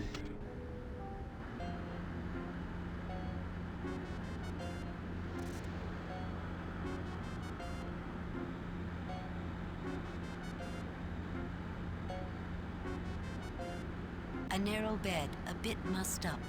It looks as much like a place for enforced cryosleep during a long space flight as a place to sleep for the night.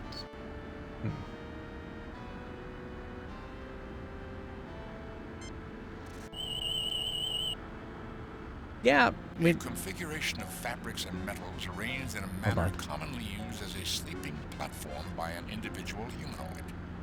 Surface approximately 1 meter by 2. However, there are a considerable array of passive scanners, much akin to Dr. McCoy's beds in sickbay. Few of the interfaces remain active, and these beds are little more than just that, beds.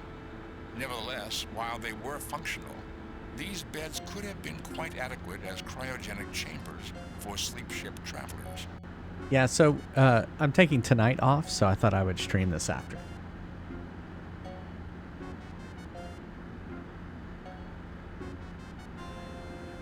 Hi there, remember me? I don't think I should talk to you. I don't think I should talk to you. Gotta be something we're missing.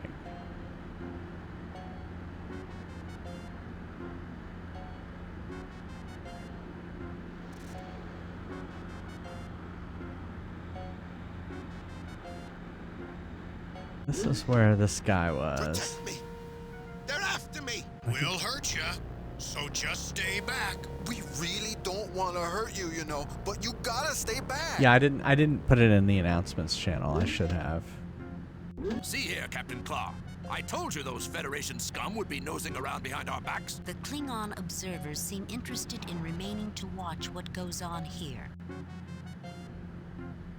Jim, given the mental states of these people, the less damage we do to their environment, the better. In other words, Doctor, if we don't need something for our mission, we shouldn't touch it. That's my recommendation.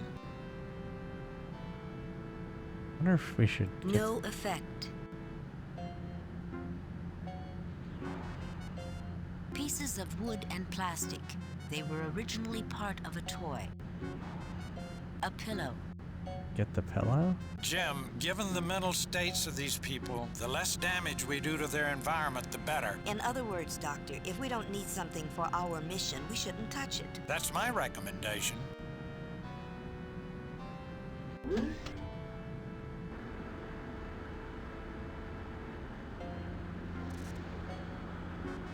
We haven't tried the food on the boy. Or did we? I don't think we tried the food on these two people, but we could try.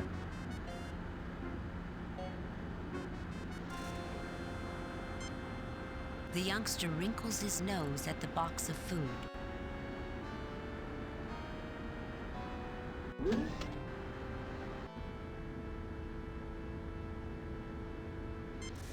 No, I don't think that's necessary. No, I don't think that's necessary.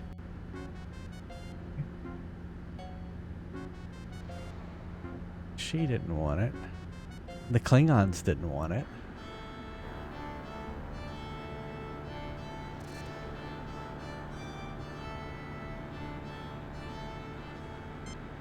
Captain, there's nothing I can do for this individual with what I'm carrying with me. This is hardly more than a first aid kit. And I would be very uneasy medicating people of an alien race about which I know so little.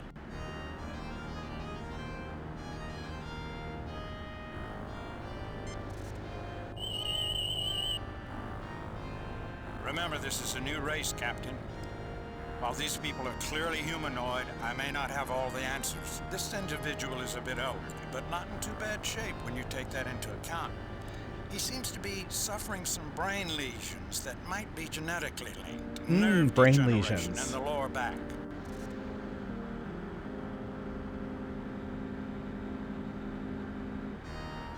Nothing to report, Captain. A normal-looking switch.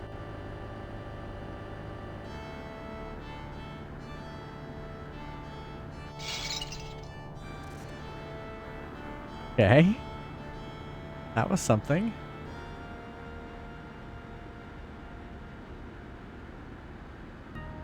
Away, varlet! What do you think you're doing? Okay.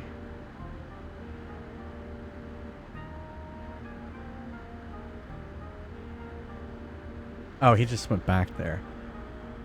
I was like, what is he doing? A meter-long, electrically powered illuminative device with attachments at each end to access the power grid. The nearer attachment is cracked and does not seat firmly. Consequent irregularities of the power flow have damaged the light bar, and it is likely to fail in the near future.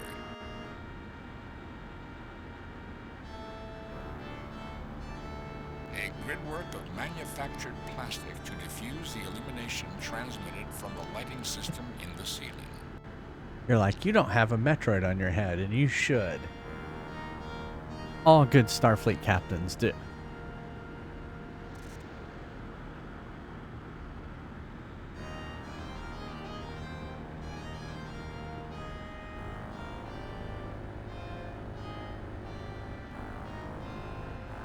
I wish there was a way to, like, put my Starfleet, like, so that the Metroid had a Starfleet emblem on it.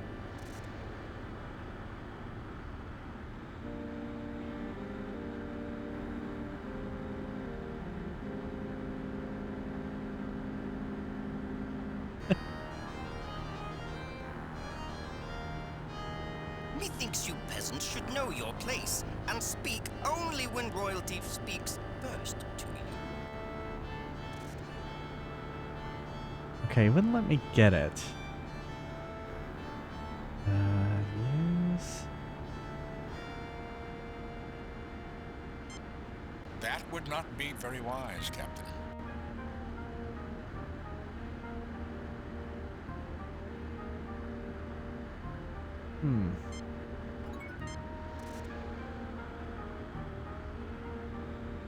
Captain, the ceiling is a little too far overhead for that.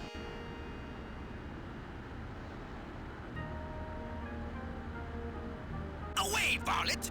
What do you think you're doing?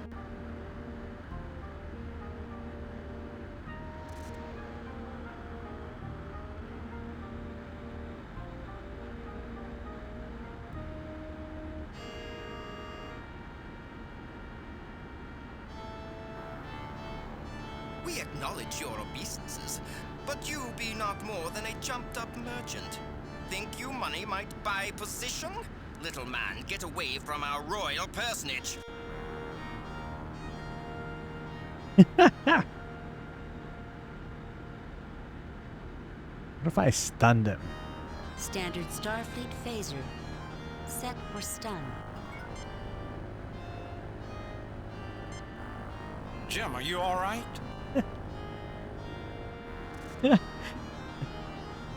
Hey, the Klingons aren't here.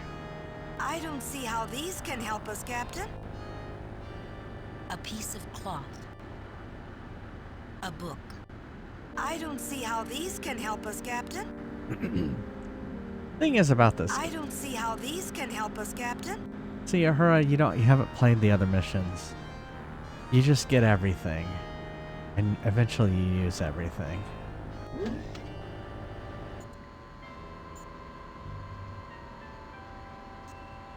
What if we used... Hello, Klingons. I think this machine is more up your alley, Dr. McCoy. Use McCoy on the machine. This seems to be a non-emergency medical station. A first aid stop, you might say. Jim, I think if I check it out with my tricorder as a translation device, I might begin to better understand these people. Okay. Use this on this. This computer gives me some standards against which to correlate data, Jim. These people are humanoid, certainly. But it would be a dangerous mistake to assume specific details of treatment would be the same. I can even use this workspace to concoct medicine if I've got the stuff to work with. Use the food on it.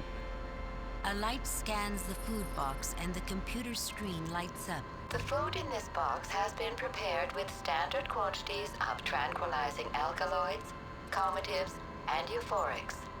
The drugs and chemicals added in preparation cannot be extracted without degradation of their potency. Huh. Well, what if we used Spock on this food replicator? Captain, I don't think another one would be very useful. Okay.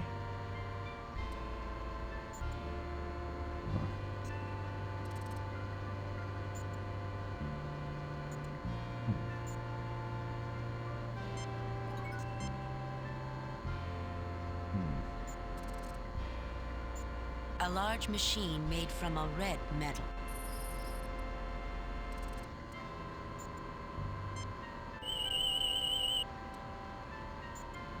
This machine appears to be made from solid uranium steel. It appears to contain computer processors for the medical unit. I detect numerous redundant circuits and failsafes. Reminds me of Vulcan anatomy. More like Klingon anatomy.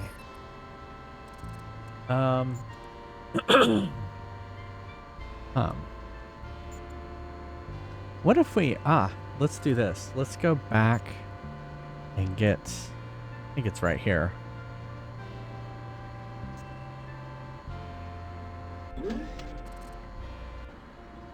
Let's get this. You take the metal keg. Take it back to the medical scanner.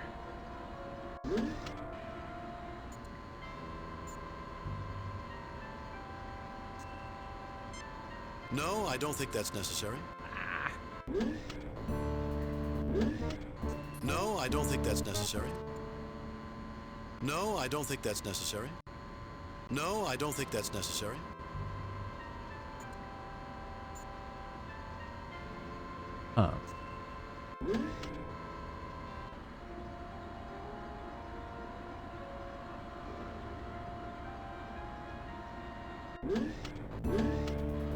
Didn't we just leave you from over there?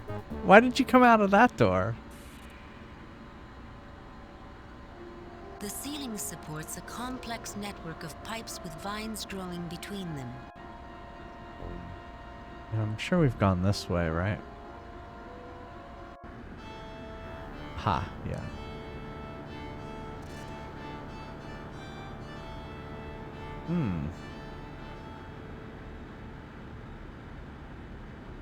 What if we use this on this guy? No, I don't think that's necessary.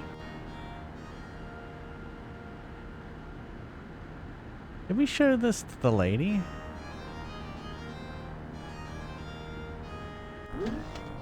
Yeah, I'm pretty sure we did.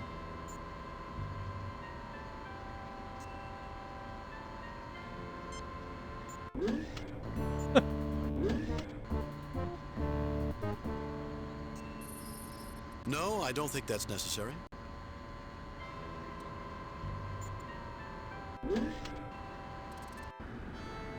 Crazy Klingons.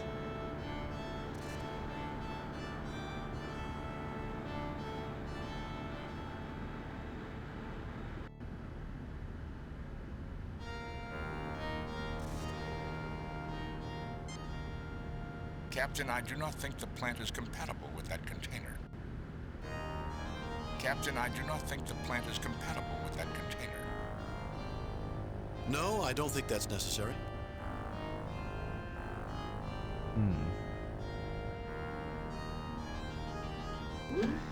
Oh, is that something we could get?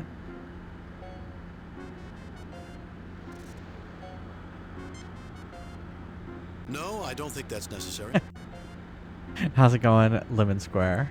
Doing well. Just trying to figure out what to do next. Protect me. They're after me. We'll hurt ya, so just stay back. We really don't want to hurt you, you know, but you gotta stay back. Gotta stay back. No, I don't think that's necessary. See here, Captain Claw. I told you those Federation scum would be nosing around behind our backs. The Klingon observers seem interested in remaining to watch what goes on here. They like No, to I don't watch. think that's necessary. No, I don't think that's necessary. Just got home? Welcome home. Welcome home. There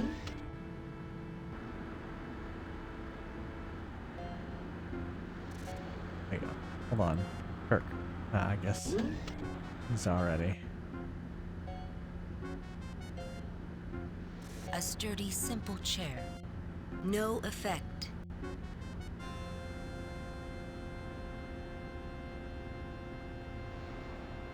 A table. No effect. A table. A potted plant. No effect. It's this way. Okay.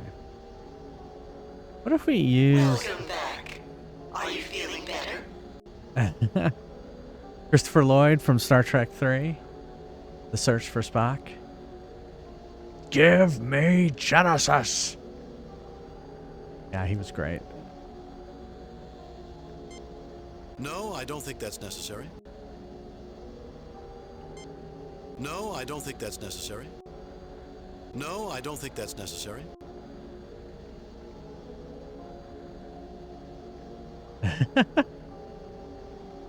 Yeah, they keep clinging to me. Okay, so we got that box.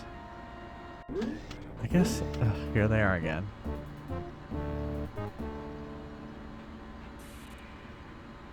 Oh, I see. I didn't realize they were numbered. 1, 2, 3, 4.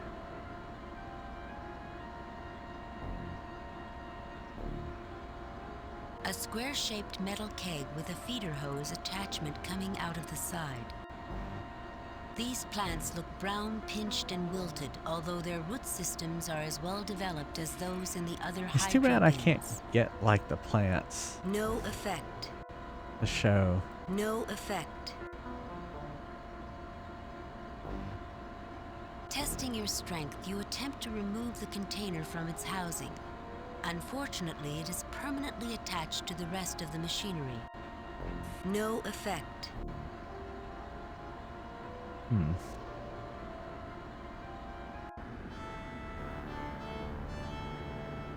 What if we use that switch again?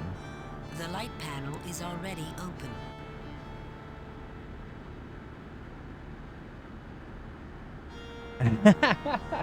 Well, there you go. You can watch that.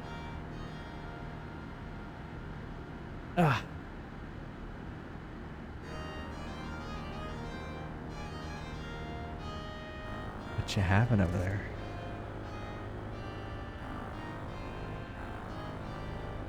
Neil's having some cookies. Neil, I want a cookie.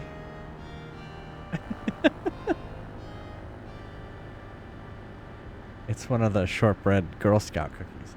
Ow.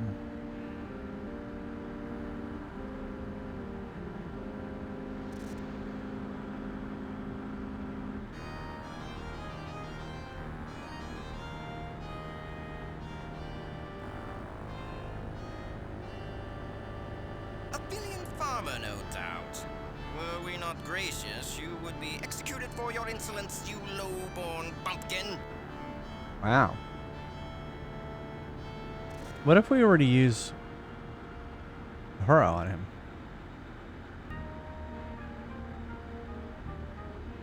What a noble-looking woman you are. You have my permission to speak. You stand out remarkably, bearing yourself like a queen. Yet these Carls do not treat you as royalty. Surely you have royal blood flowing in your veins? Bloodlines do not dictate who we listen to. We weigh a person's worth by their actions. My leader here is Captain Kirk, an admirable man. Speak with him. My ancestors ruled in the lands of Kush and Timbuktu. We may speak as peers, you and I. Royalty recognizes royalty, does it not? Look on me and decide for yourself. You will know. Bloodlines royalty recognizes... Bah! What heresy! I won't have anything to do with any of you. Oh no! Methinks you peasants should know your place and speak only when royalty speaks first to you. The elderly man ignores your presence. What if we left and came back? Surely they wouldn't, like, lock you out like that.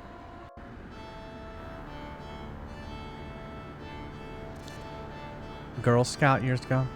Yeah, my daughters were Girl Scouts too. So we usually had a good in. I thought he was asleep for a second.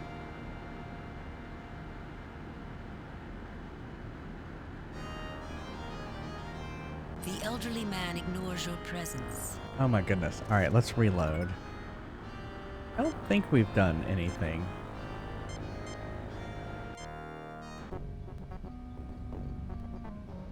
Now we're way back.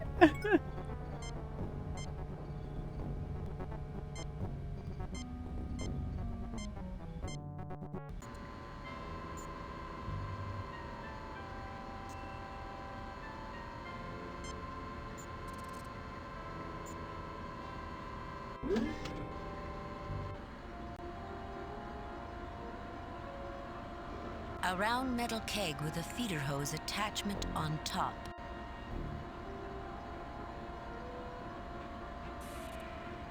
You take the metal keg.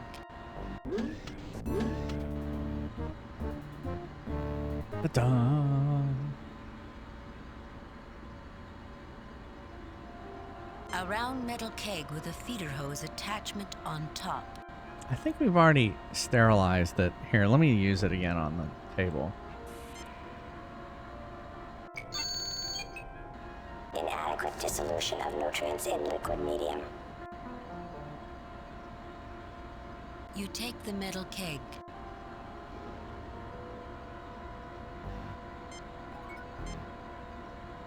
Let's go this way.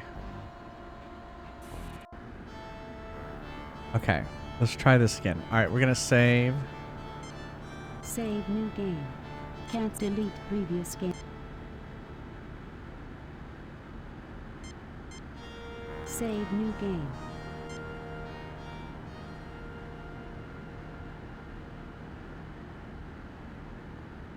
Alright, use Ahura.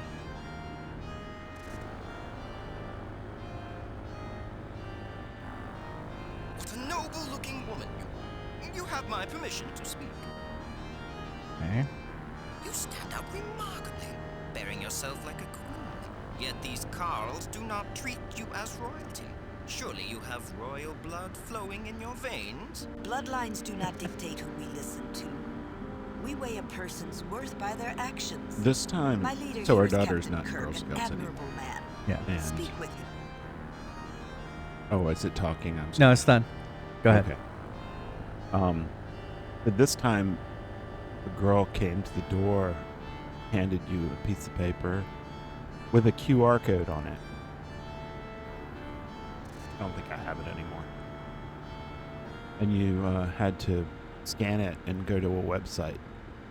And you could have the Girl Scout deliver it to you, which is what we did, or you could have them shipped. Yeah. Yeah, they've kind of gone higher tech. Because, yeah, when my daughters were in school, we had to go door to door in this neighborhood and just kind of like sell them door to door and then come back and deliver them a little bit later. It was kind of weird, though, because, like... sometimes we had the cookies and we just sold them door to door. Your order had to be approved by the girl's mother. Yeah, if they could deliver it again. If they could deliver it. Yeah. Ah, what heresy! I won't have anything to do with any of you. Okay.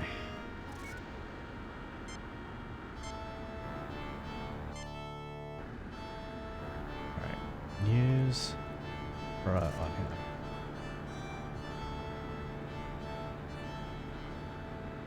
What a noble-looking woman you are. You have my permission to speak. You stand out remarkably, bearing yourself like a queen. Welcome Yet back, these Pass. Carls do not treat you as royalty. Surely you have royal blood flowing in your veins? Bloodlines do not dictate who we listen to. We weigh a person's worth by their... My ancestors ruled in the lands of Kush and Timbuktu.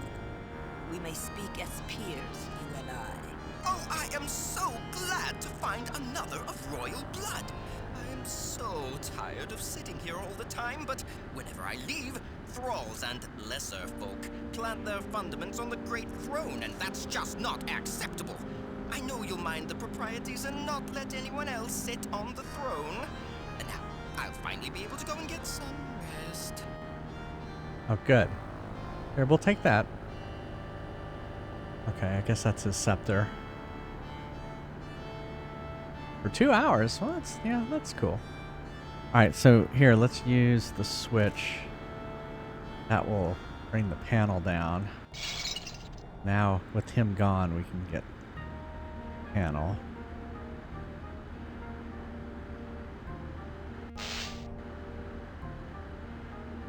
You managed to untwist a length of wire and a light bar. Alright, so now we have a light bar. Oh wait, what is this? A long twist of insulated wire. Oh, we have wire too.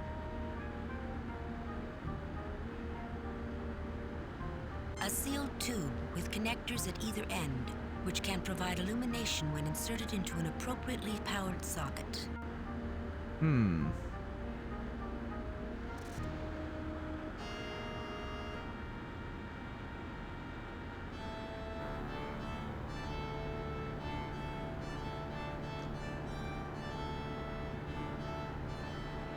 The only place I can think of to use this would be in the other room in here. Not here.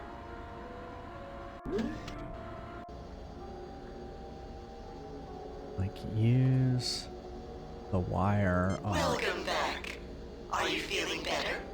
Yes. No, I don't think that's necessary. Use light? No, I don't think that's necessary. Okay.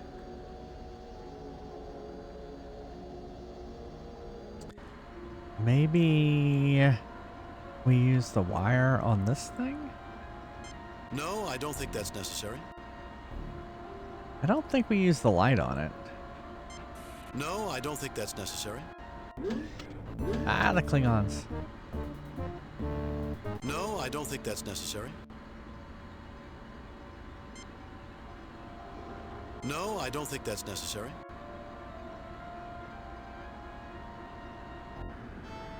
I think we tried using the food on that, didn't we? No, I don't think that's necessary. Alright, well, we got him to move. Look at his chair. An ordinary chair, originally similar to others in the room, except someone has nailed the legs onto a raised platform. Increased the height of the back, widened the seat, and glued on broad and blocky arms. Bright paint in red and purple and gold gives it a garish appearance. You think it's meant to look impressive, but it just looks rather pathetic. All right. You can shift the big chair slightly, but you cannot pick it up and carry it. Okay. But did we get anything? Okay. Use the chair. What an uncomfortable chair. I didn't know you had a green thumb, Jim. I'm from Iowa, Bones. We've been farmers for centuries. No effect. I don't see how these can help us, Captain.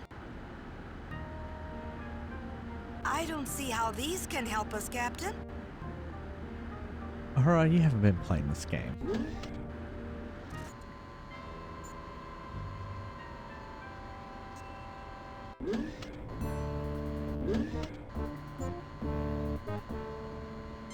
No, I don't think that's necessary.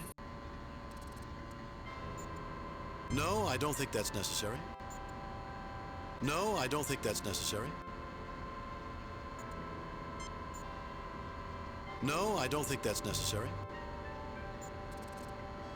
I don't know what else is broken.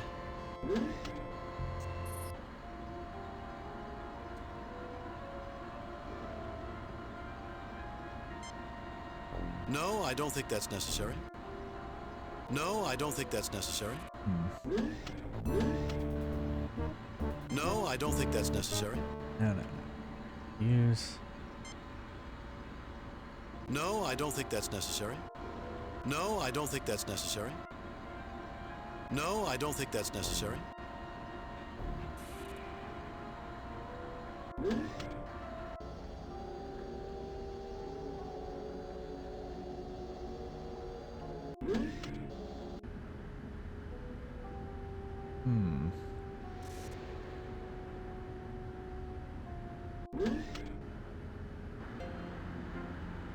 Oh, the king. Oh, maybe his scepter's there. This elderly individual lies on a bed, his eyes closed in sleep. He clutches a blue blanket tightly around him. No effect. Where's his scepter?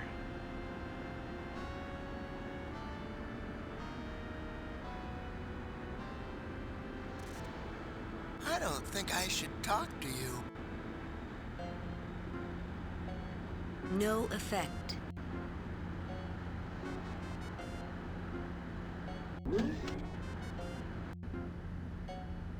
What's this?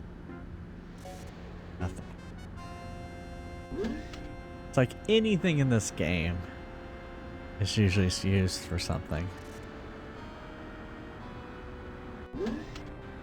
Protect me. They're after me. We'll hurt you, so just stay back. We really don't want to hurt you, you know, but you gotta stay back. Why are they like from New Jersey? See here, Captain Claw. I told you those Federation scum would be nosing around behind our backs. The Klingon observers seem interested in remaining to watch what goes on here. A dumbbell, a device used for muscular development. I don't care who you say you are. You're evil monsters in disguise. You want to get by me and the only people I can trust. You want to get into the back of my brain. You want to rewire me and change the way I think. Go away. Go away. Go away. Or we'll hurt you and make you go away. Yeah, he's wanting us to rewire his brain. Let's use the wires on him. No, I don't think that's necessary. No, I don't think that's necessary. Use light as lightsaber. No, I don't think that's necessary.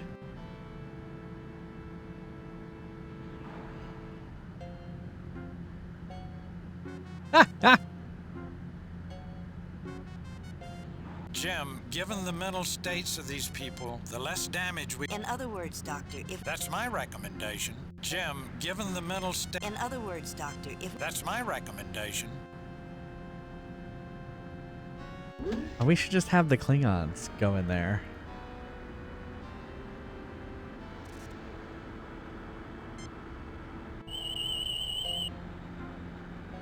This individual is a bit elderly, but not in too bad shape when you take that into account. He Yeah, we already got that.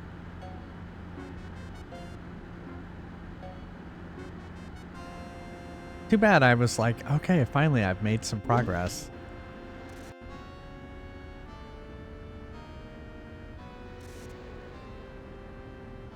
Go away! I'm busy. My table must be kept clean. I'm Captain James T. Kirk of the Starship Enterprise. What's going on here? Who's in charge? Nobody's really in charge. Maybe the phase. That's one of the things that makes me so nervous. Nobody's really in charge. I try to take charge of little things like making sure the lights work. I don't like the dark. Are you gonna be in charge now? Maybe you should talk to the phase first. The phase? Why don't you just tell me what's going on here? If you need help, would you tell me about this ship? Why are you... Phase? Would you tell me about... We're going to land? Has the promised time come? I have to think about this. Please don't bother me anymore. Okay, he didn't like... See, there's a light thing there. What if we used... No, I don't think that's necessary. Damn it.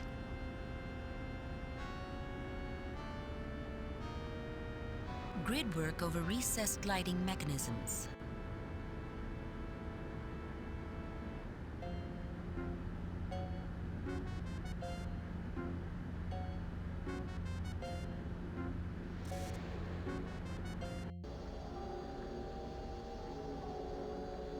Welcome back. Are you feeling better?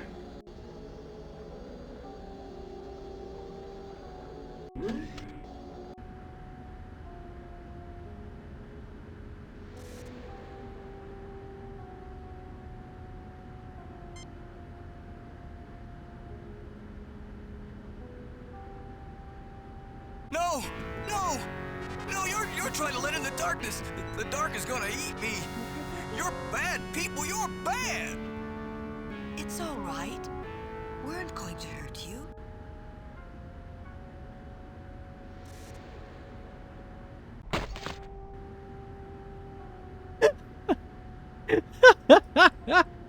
All right. That was unexpected. The chair is reasonably comfortable. Captain, this place gives me the willies. I feel like I'm on a yellow alert without knowing why.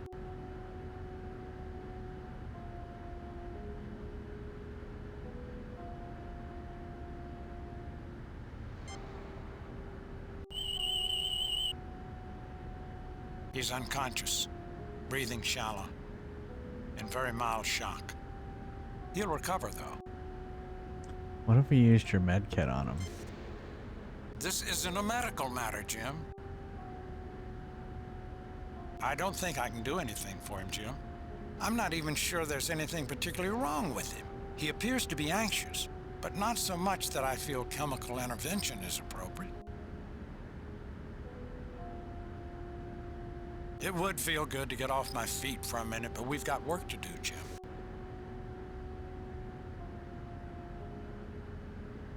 How about we use the food? Let's go. No, I don't think that's necessary. He glances up swiftly, then returns to his careful study of the tabletop. Go away! You're breathing on my table. What if we used the phaser on the table? That would not be a prudent action, Captain. Can we use some dirt on the table? No, I don't think that's necessary. No, I don't think that's necessary. No, I don't think that's necessary. No, I don't think that's necessary. No, I don't think that's necessary. No effect. No effect. You have anything? No effect. Still frothing at the mouth, a combination of terror and anger is etched on his face. a potted plant. No effect. No effect. No effect.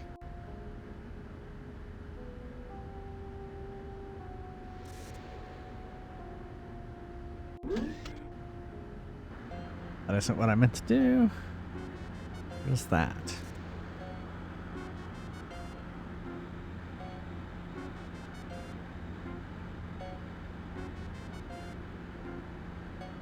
Almost looks like I can walk through these two things, but I can't.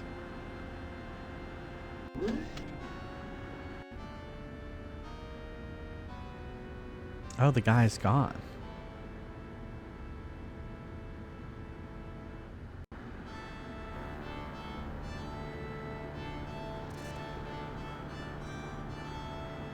Wonder where he went.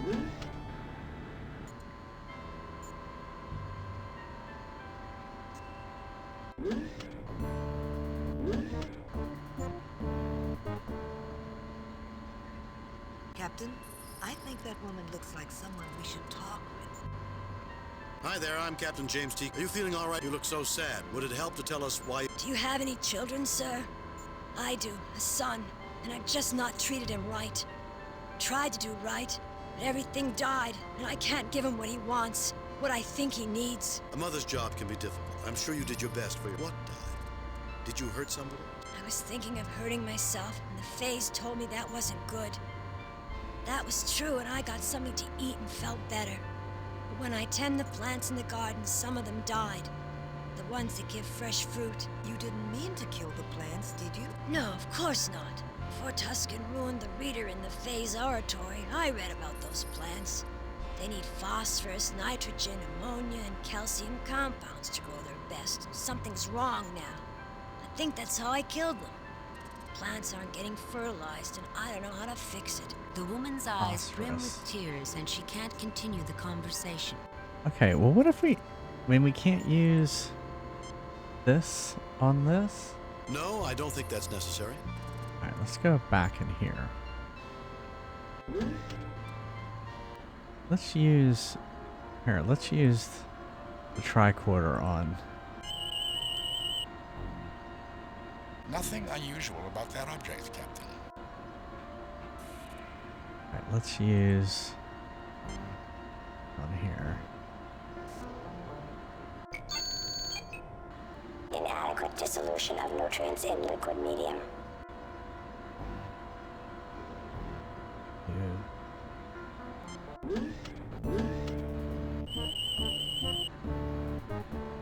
Which means it is non-reactive with a dense but nutrient-poor liquid medium in which the blocks are submerged.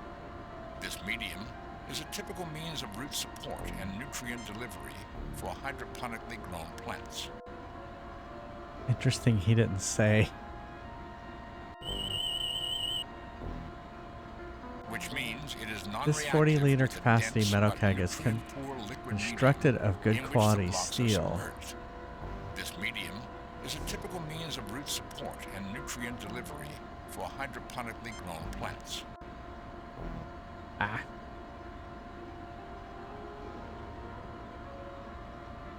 Spock.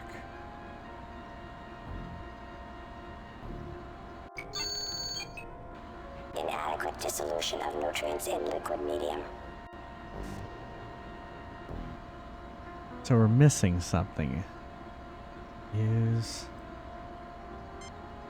No, I don't think that's necessary. No, I don't think that's necessary. Use... Bach.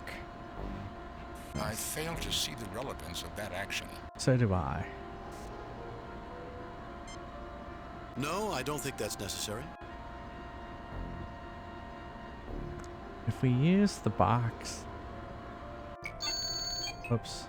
Inadequate dissolution of nutrients in liquid medium. If we get it and we put it back... Inadequate dissolution of nutrients in liquid medium.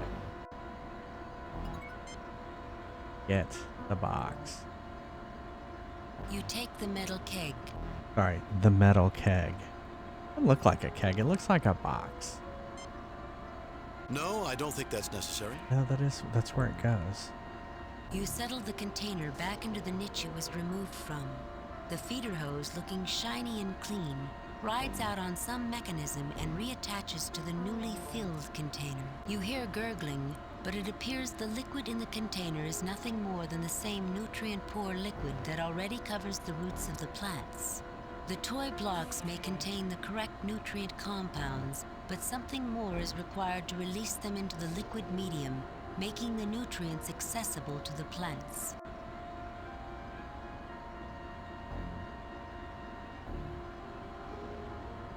What if we use the wire?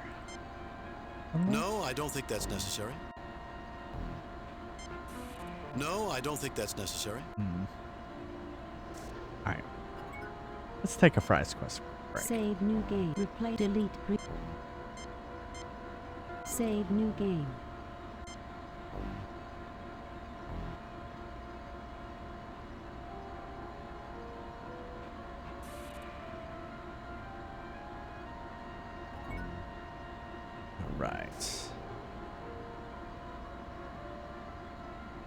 Alright, exclamation mark join if you would like to play some Fries Quest.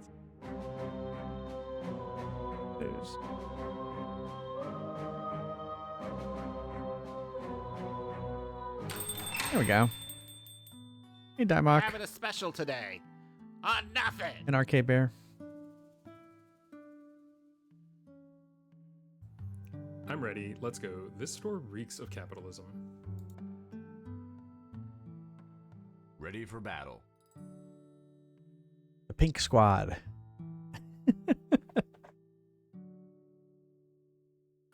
Ready for action.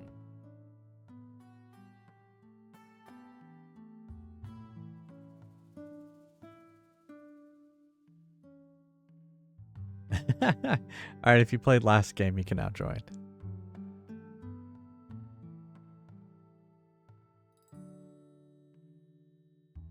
Well, your chance depends on everyone else's chance, too.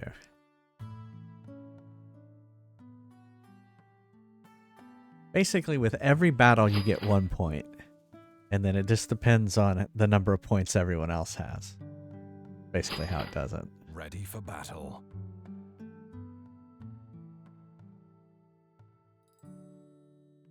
And of course, when you win the fry, it goes to 0. Ready for action.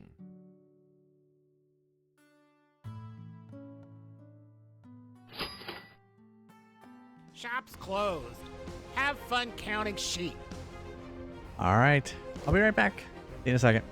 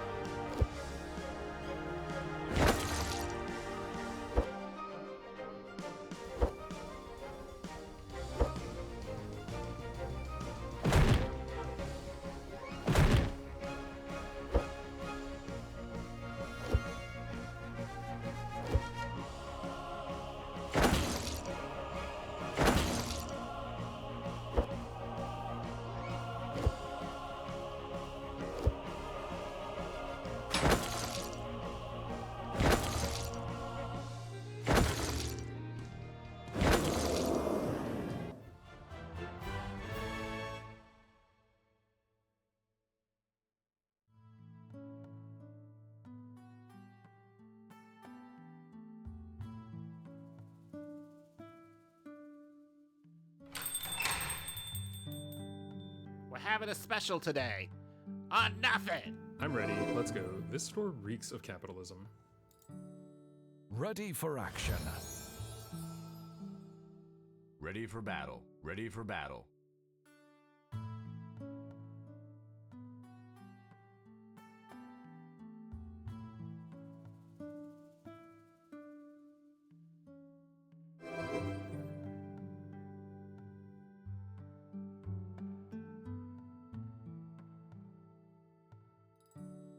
Ready for battle.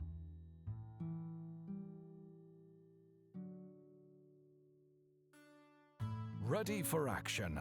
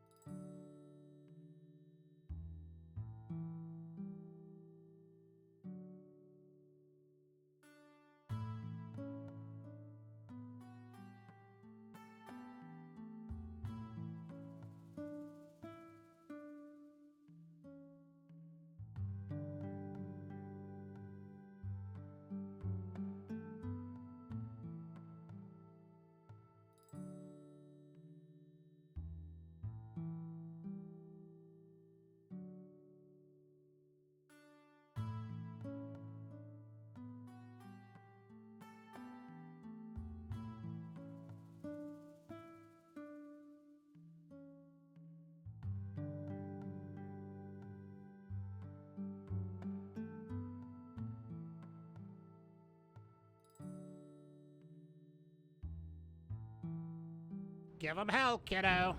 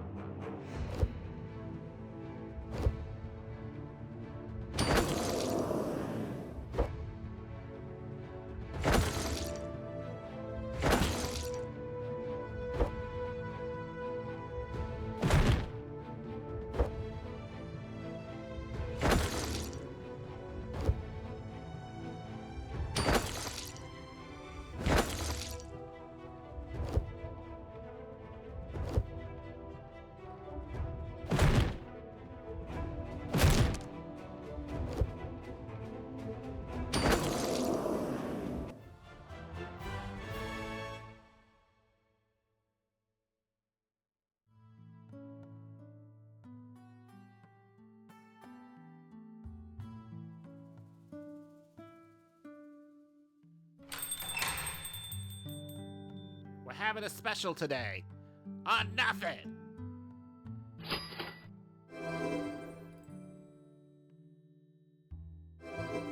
Ready for battle.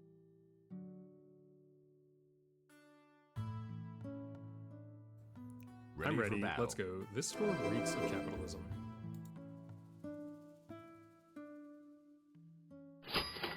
Ready for battle.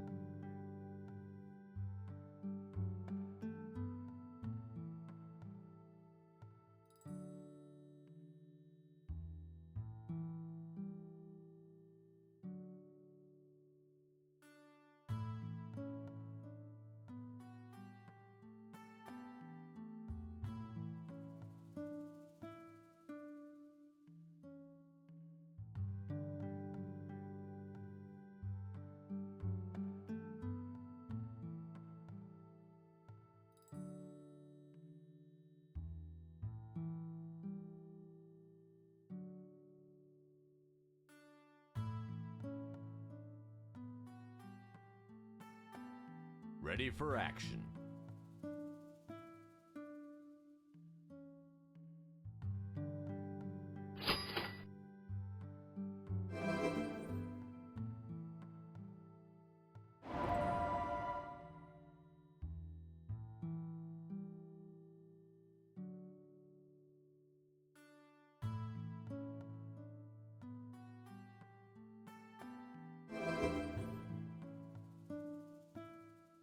Ready for battle.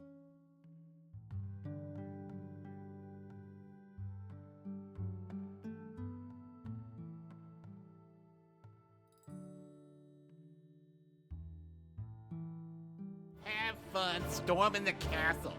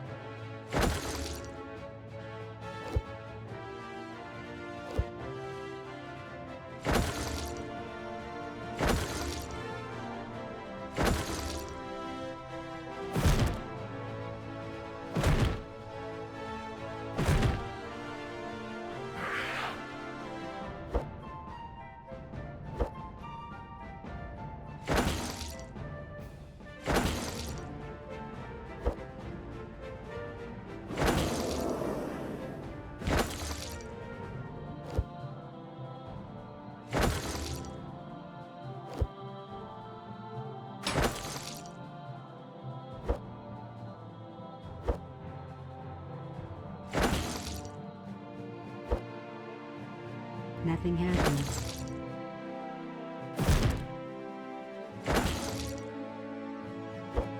Hello, I'm back. Ah, just in time. Look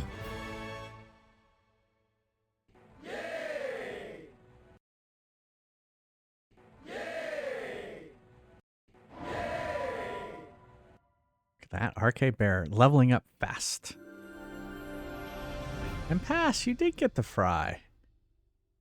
Where are you at? 23%. And you were the highest. So there you go. Justice. Yeah, and Oceanic, it did say, I mean, you went from level 18 to 19. So yeah, when you get to 20, it won't let you level up anymore. It'll say, it won't let you level up. It'll say something like, you got a prestige, or you can't level up. Right. I did look up 2 things. I was like, okay, we gotta look up do next. All right, so one thing is, and this is crazy, is well, I guess I gotta get it back. Get this thing. The feeder hose comes free and a mechanism pulls it out of the way. All right, use this there. Inadequate dissolution of nutrients in liquid medium. Apparently, I'm supposed to use my phaser on it again. I do not believe the sun setting is powerful enough to break the chemical bonds in the blocks.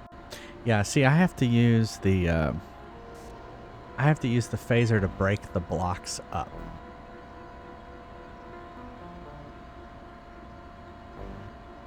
Yeah, it's so Daimok, it depends if you are a subscriber or not. Magic money gets added to the subscribers.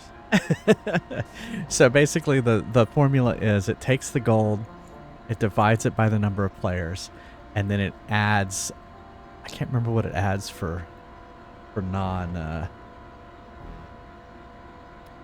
plus 25%. Oh wow, I'm very generous. You get plus 25% if you're a subscriber. So there you go. So if you were to figure out someone who's not a subscriber, I think it would work out.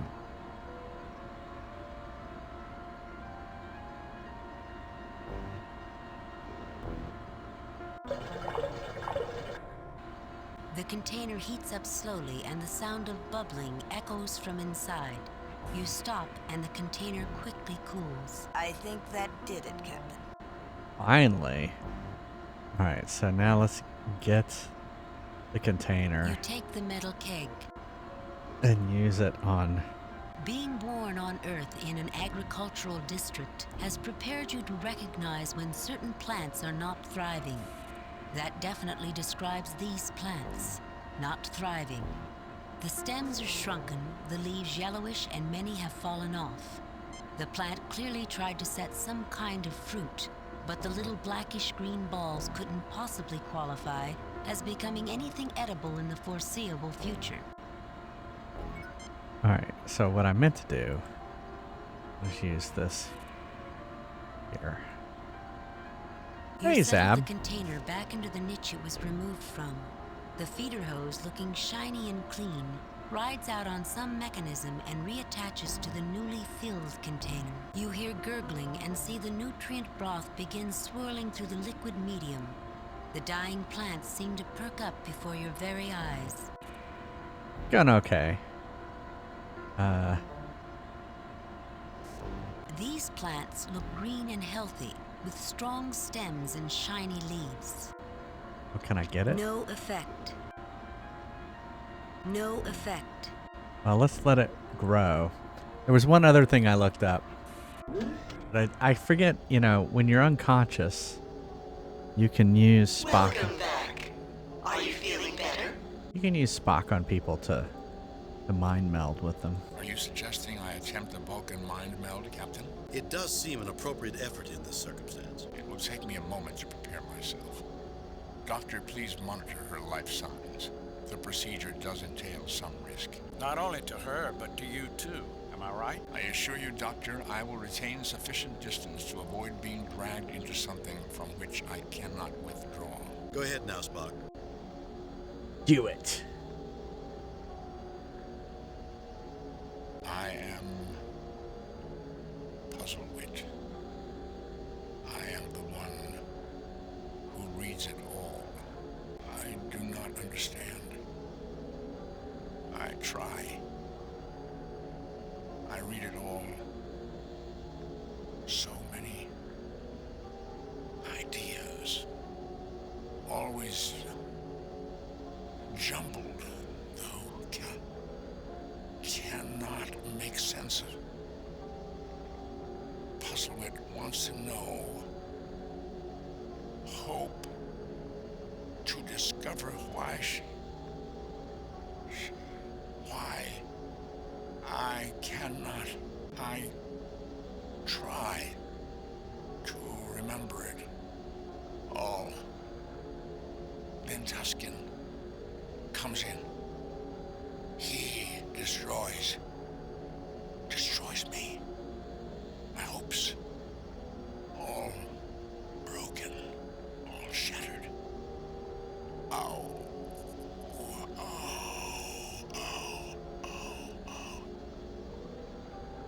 I'm broken in countless pieces. Doctor? No physical injuries, Captain.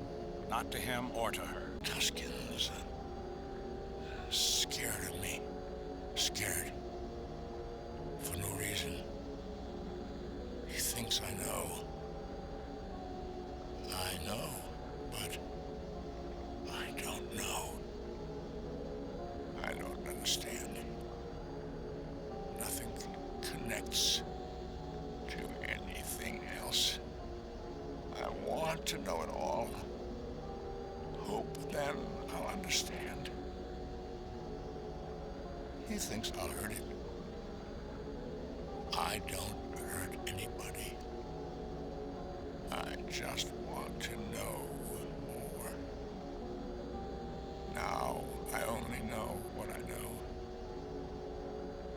Never know what Puzzlewit doesn't know anymore. What's going on here, Kirk?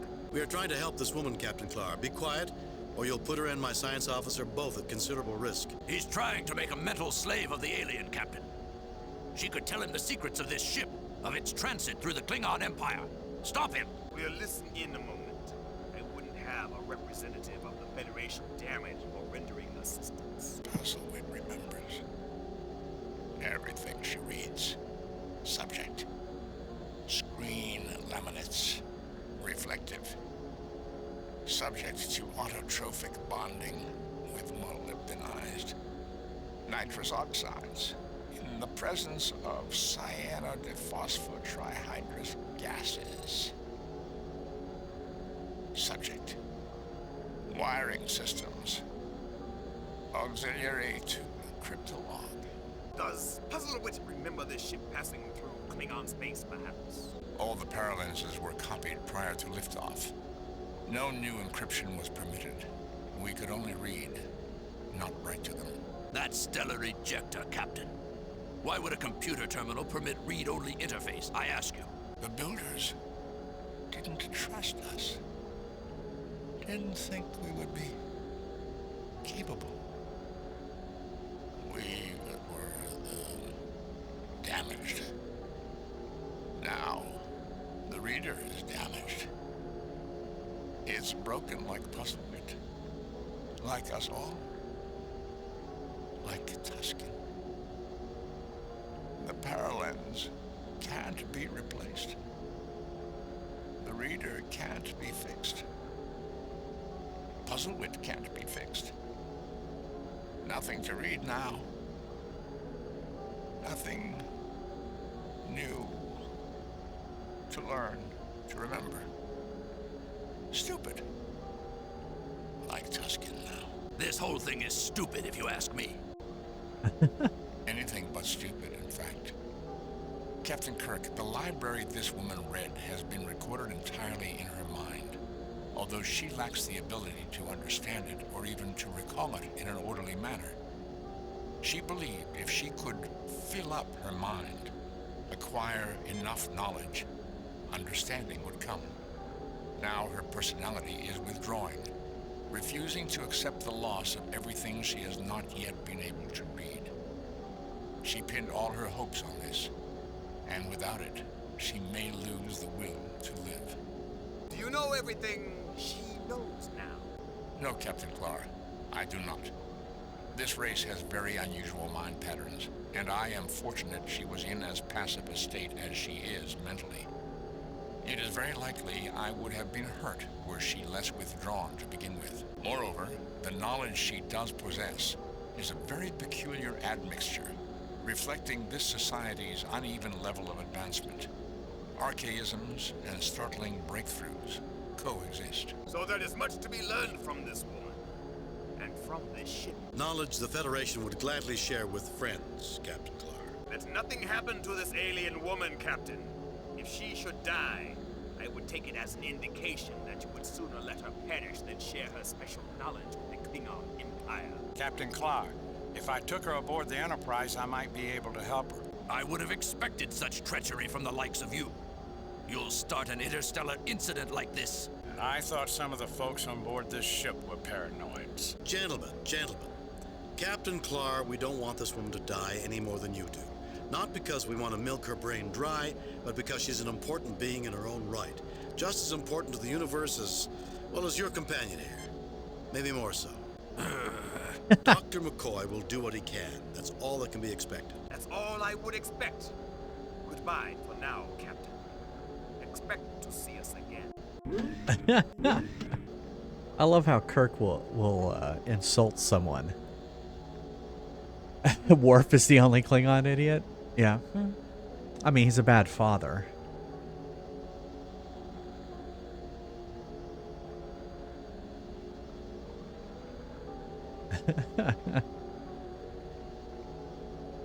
Medusa in the corner? Yeah, she's not. That's who I was mind melding with. She's basically someone who was reading the library computer, but then someone came in and smashed it. So. Alright. So. I think we need to go back to that one guy. Because I think he's the one that smashed it all.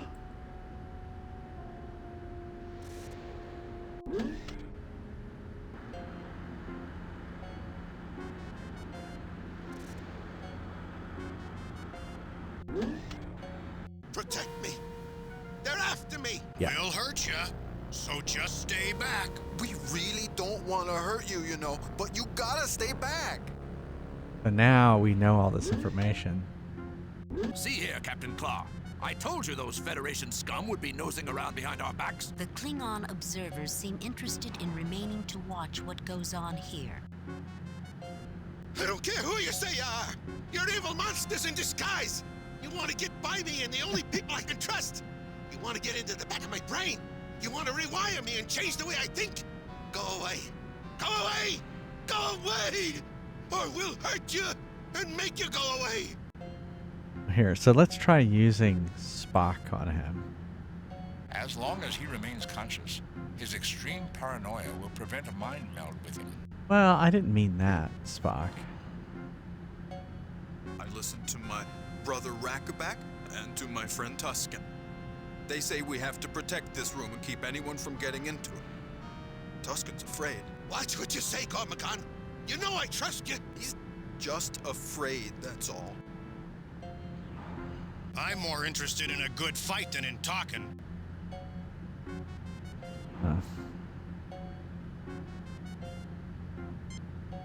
No, I don't think that's necessary. Huh. I thought definitely armed with, Here, let me talk to Spock. Captain, I think as long as Tusken interferes, we will not be able to determine the source of his problems.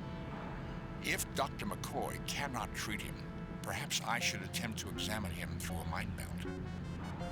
Oh, but they won't let me. What if I used Spock on these guys? You stay away from my brother. What do you want with him? Do you want to fight? I love a good fight. Look out, Rackaback! They're up to no good! Hey, what you trying to do? I mean, I wish I could just phaser them. Watch out, Gormagon! They're up to no good!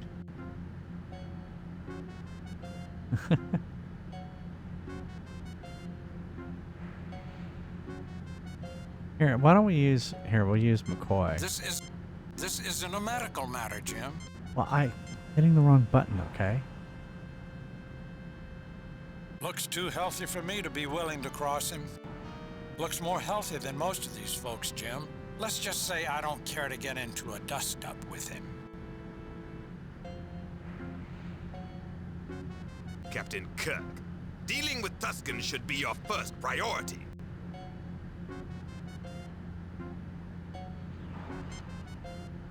Captain, that action is irrational. Is it, though? Is it?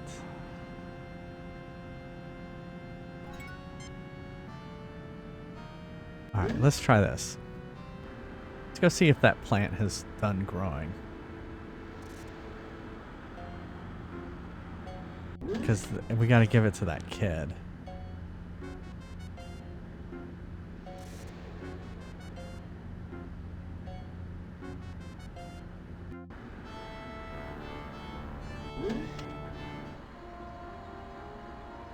Jim, we don't have time for that now. What do you mean? The nutrient additive is making these fruit-bearing plants grow at an astonishing rate. Yep, Ahura's on this one. It's nice. Alright, so they're not done growing.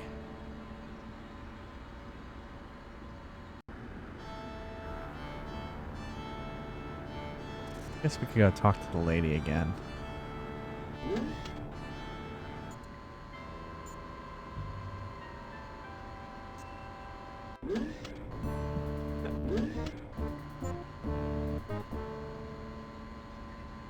You get no response. Hi there, I'm Captain James T. Kirk of the Starship Enterprise. Are you feeling all right? You look so sad. Hi there, I'm Captain James T. Kirk of the Starship... I'm called Ma. My son... The woman's eyes... Yeah, he's not saying anything new. Aha!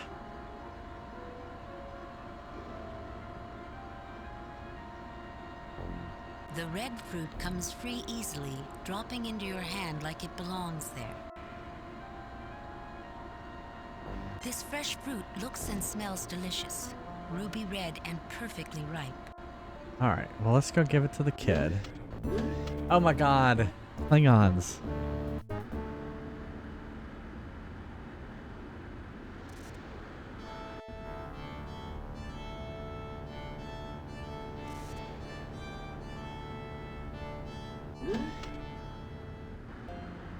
Alright.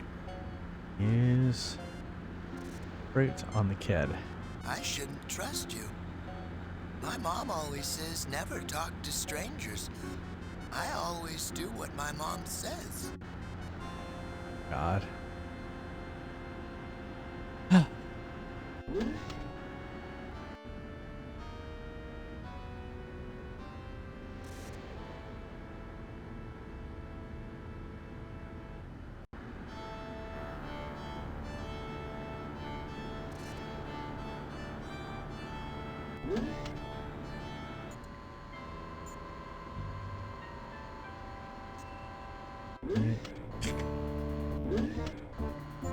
Use the fruit on her. You got the plants to give fruit again, and I'd given up. Oh, I'm so happy. But I don't want to eat this. My son loves fruit, can't get enough, and I want him to have this. Please take it to him. He should be playing in the sleeping hall. I've warned him about not talking to strangers, but it's all right if you do so. You can tell him I said it was okay. Oh my god,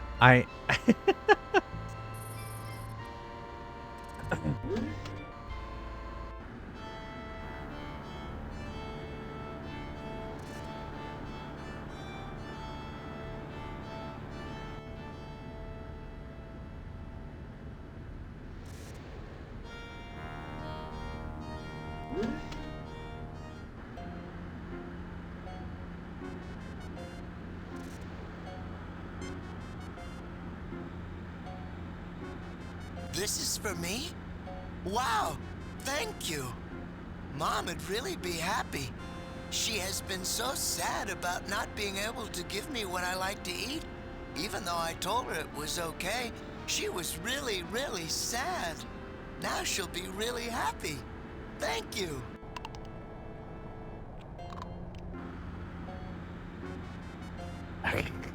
Okay. Hi there, remember me? Uh-huh. I remember. You want to ask me about something. Tell me about Tusken and his friends. There you go. Tell me about the playroom. Tell me about your mom. I think that's all for now, Stan Bob. Go on back to what you were doing. Maybe we can talk later. Tell me about Tusken and his friends. Tusken and his friends aren't nice to me. They're nice to my mom because they trust her, though. She's the only one that brings them food. Sometimes she brings me safe food, too, but she hasn't lately. I get pretty hungry because the safe food I put away in a secret place isn't any good anymore. Tell me about Tusk. Tell me about the playroom. Okay. Yes, all of these people do need therapy. That was kind of the whole point of the thing. Yeah, go watch it. It's through there, through the east door. Tusken and his friends have taken it over. They play mean, except they don't play mean to my mom. That's on account of they think she won't let the food be bad. Tell me about Tusken. Tell me about your mom. Her name's Mom. She takes care of the garden, but she gets real sad a lot. She brings me fresh fruit, says it's good for me. I like fresh fruit, whole bunches. She hasn't brought me any in a while, and what I put away in a secret place isn't looking good anymore. Tell me about Tusken and tell me about the food. The food out of the machines can make me feel really sleepy and not very good. Mom says it's because of the stuff they put in the food. Tusken says it's poison and won't take any food from anyone but my mom.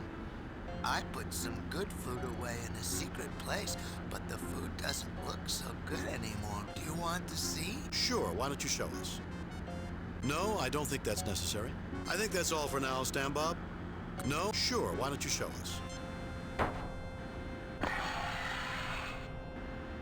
The youngster opens a hidden cabinet near him, and a sour smell like rotting fruit flows from the opening. See, it went bad.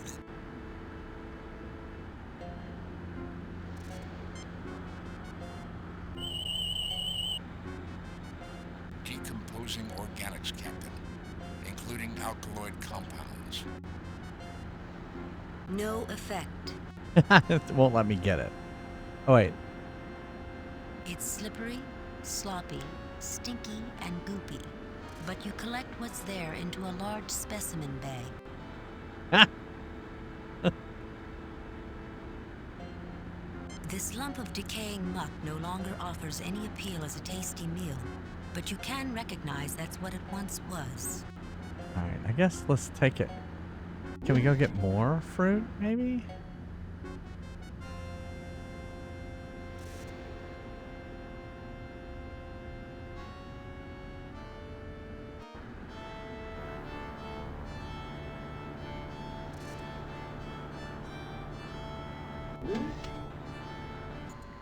So this little bed here can analyze stuff. So we could use this on this. Oh my god, the Klingons.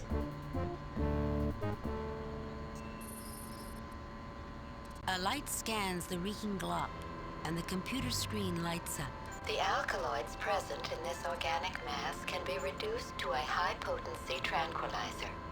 The undesirable emetics and purgatives can be eliminated. The resultant drug should be mixed with prepared food and eaten to produce a soporific effect. Do you wish to prepare the specified tranquilizer from this mix? No, skip it. We'll just put this away and go on to something else. Yes, continue. No, skip it. Yes, continue. Done. The drug is prepared.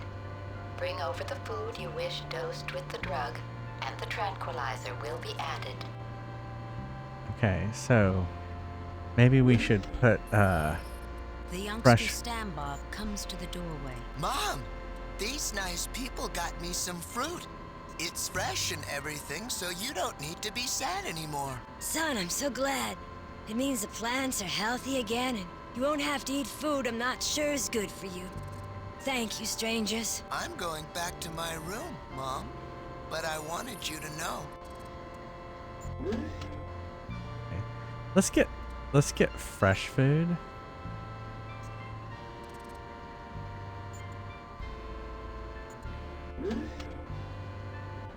It used to go live long and prosper. That's cool. The red fruit comes free easily, dropping into your hand like it belongs there. Now we're gonna walk back. And then we're gonna use the fresh fruit.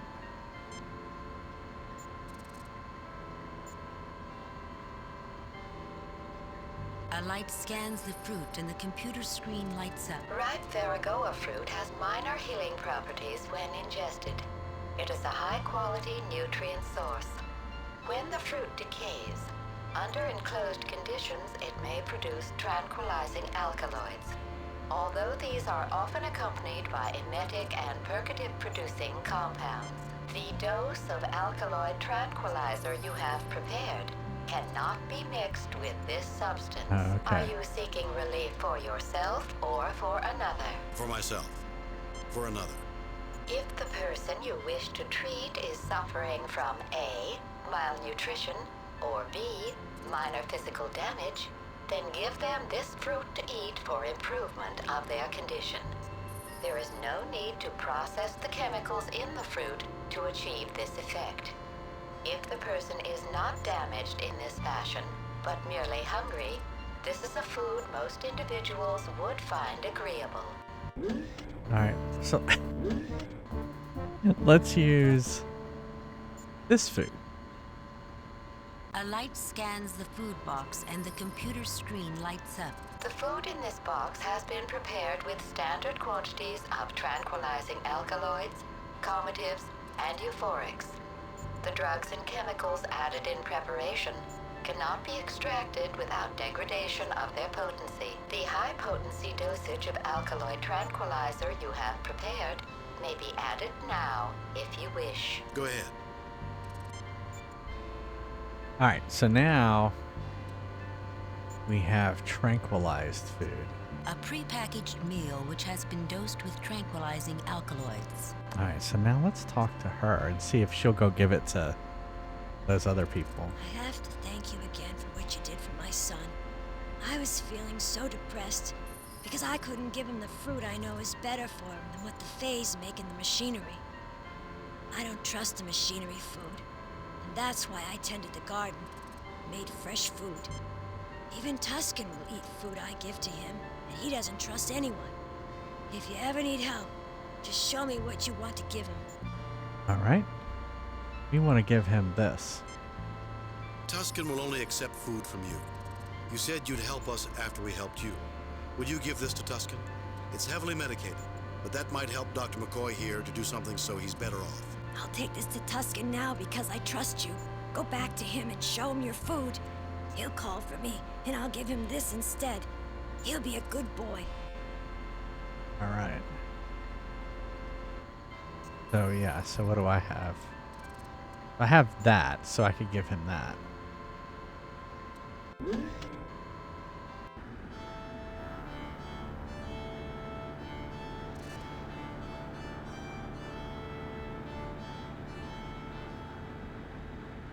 Huh.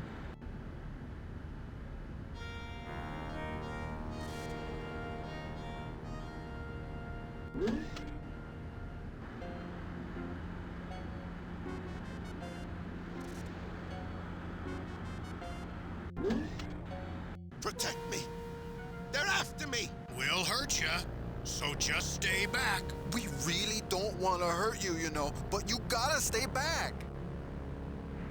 Alright, so we will use this. Oh, here come the Klingons. See here, Captain Claw. I told you those Federation scum would be nosing around behind your backs. The Klingon observers seem interested in remaining to watch what goes on here. It's going. I did have to look up one thing to get us further along, but it just didn't make any sense. And now that I'm unstuck, it's going much better. I am hungry. So hungry. It looks like good, wholesome. Maul? Where's Maul? I don't take nothing from nobody. Nobody except her. You do something to it. Make me different. You'd rewire my head. Here comes Maul. Here's some food for you.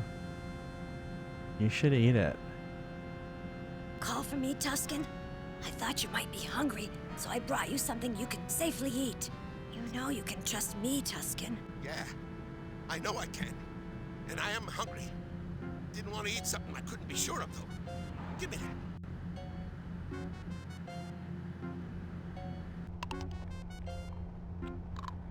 It would be a shame if he passed out. Mom, you watch out for me, okay?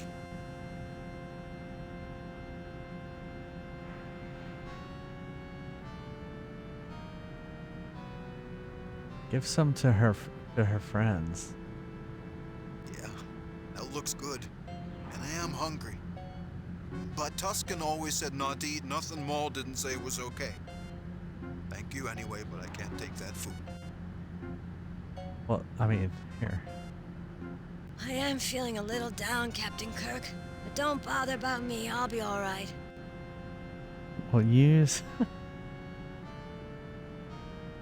Alright, well, here, we're gonna just go ahead and go for it. Alright, use Spock on him. You gotta fight me first if you want to get to Tusken. And I love a good fight. Here, let me talk to him. I'm more interested in a good fight than in talking.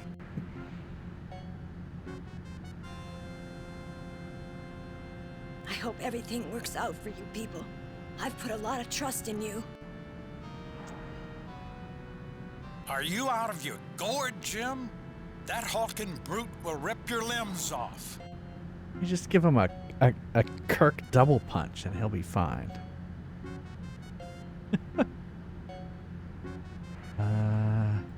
Can I use my stun phaser now? Rackaback falls, defenseless against the power of the phaser. An inelegant solution, Captain Kirk, but efficient. Gormagon falls, defenseless against the power of the phaser. Inelegant, Captain Kirk, and perhaps unnecessary. I feel that a less brutal approach overall might have produced much better results. Wow. Okay. All right. Now use Spock on him. What are you going to do? You won't hurt him, will you? I would expect a reduced element of risk having touched the mind of another individual of his race. This subject does not appear to be physically or mentally healthy, and unlike the previous subject, Tusken is not at all a passive personality. To emerge unscathed, I will have to tread lightly. No, Spock, I don't think this is a good idea. Proceed, Mr. Spock. Doctor, please monitor them both. No, Spock, I don't think this is a good idea. Proceed, Mr. Spock. Doctor, please monitor them both. Could have saved.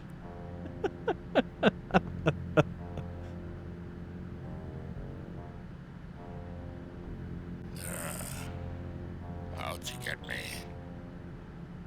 I know they're out to get me. My brain is damaged, and they want to make me different. Great acting by Little Nimoy. Like me, different, puzzle-wit. Might know about me. Know how to burrow into my brain. How to make me different. She'll make them rewire my brain. But I don't want that. I am who I am. Puzzle-wit and Gormagon. Gotta watch Gormagon. Because he knows the secret entrance to the burrow. So long as his brother keeps it in line, he'll keep the secret. Maybe. Gotta keep Puzzle-wit away from Gormagon. Because otherwise, they'll gang up on me. They'll gang up on me.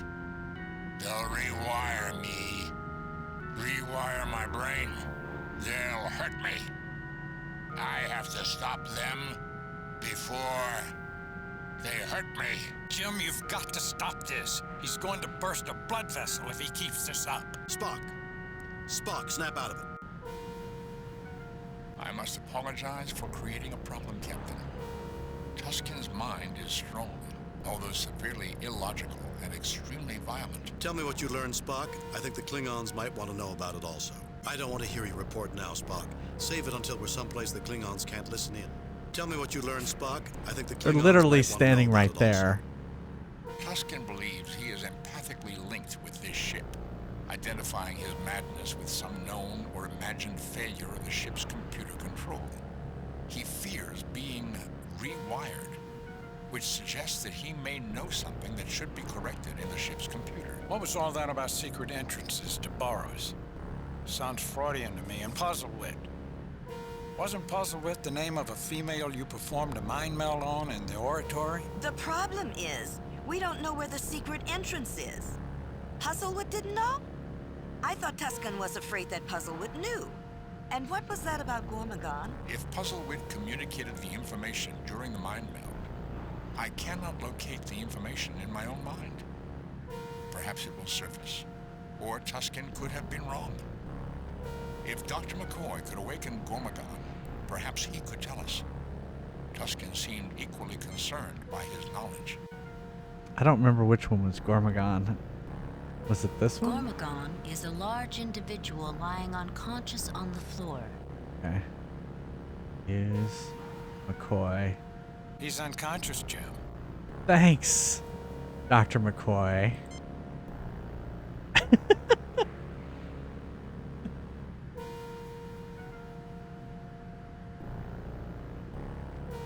This should wake him up. I feel more confident medicating this individual than anyone else I've seen on the ship. Thank you for bringing me around. Despite it all, I'm not sure what to think of you. I just don't know if I should trust you. Well, Gormagon, I think you should trust them. They've repaired the garden, which is good for all of us.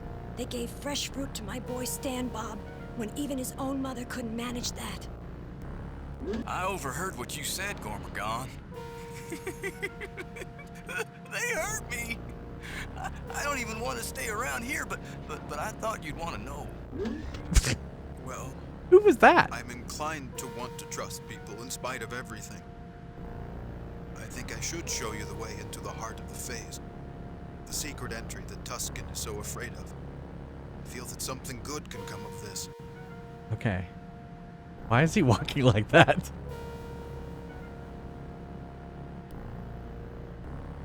Beep, beep, beep.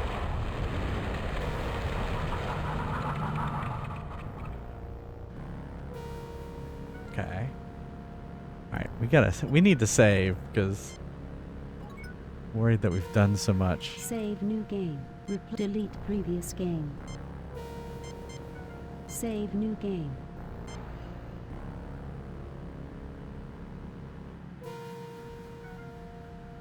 Alright. Can we just walk this way?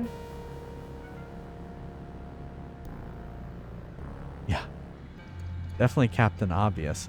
Alright, here we go. Now Captain Kirk can talk to the computer and destroy it. Now let's have let's scan it. This web wire wall reads somewhat like an antique hand-wired computer circuit, Captain. And at the same time, like something which surpasses even what can be found aboard the Enterprise. This damaged area does not appear to be functioning, but based on information I acquired from my interaction with Puzzlewit, I could attempt to repair it with a connector and some wire. Well, I just happen to have that, Spock. Use some wire. The information I acquired from Puzzlewit's mind indicates this could be a delicate operation, easily mishandled. I think we should start off with the connector from the light bar in order to complete these repairs, Captain. My goodness.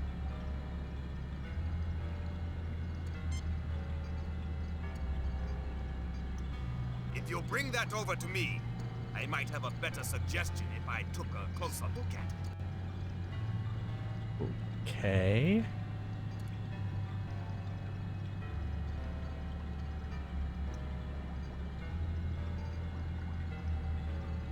Are the Klingons helping me? I worked with things like these when I was younger. Given our surroundings, see if you don't find this more useful. Allow me, Captain. Let me do that.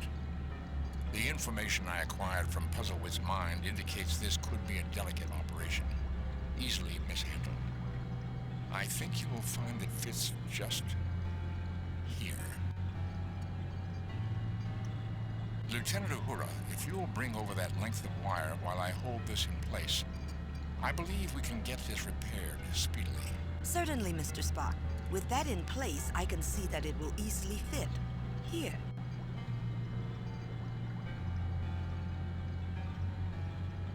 The final connection is made, and Uhura smiles widely. That's it! That fixes the broken connection. Okay. Thank you. I am now once again whole, and no longer an intelligence divided against myself. The system you repaired will re-enable me to analyze and update received data from external and internal sensor systems, altering conceptual constructs of previously acquired data. These systems appear to have been malfunctioning for some time, although it will take additional review to clarify all conditions. Much may have been lost permanently. Jim, do you notice? The phase isn't switching between I and we like it did in the oratory. And the voice is a single note, not a harmonic chord of blended voices. And it hasn't suggested we go get something to eat either. I am chagrined that my disabilities have endangered my mission.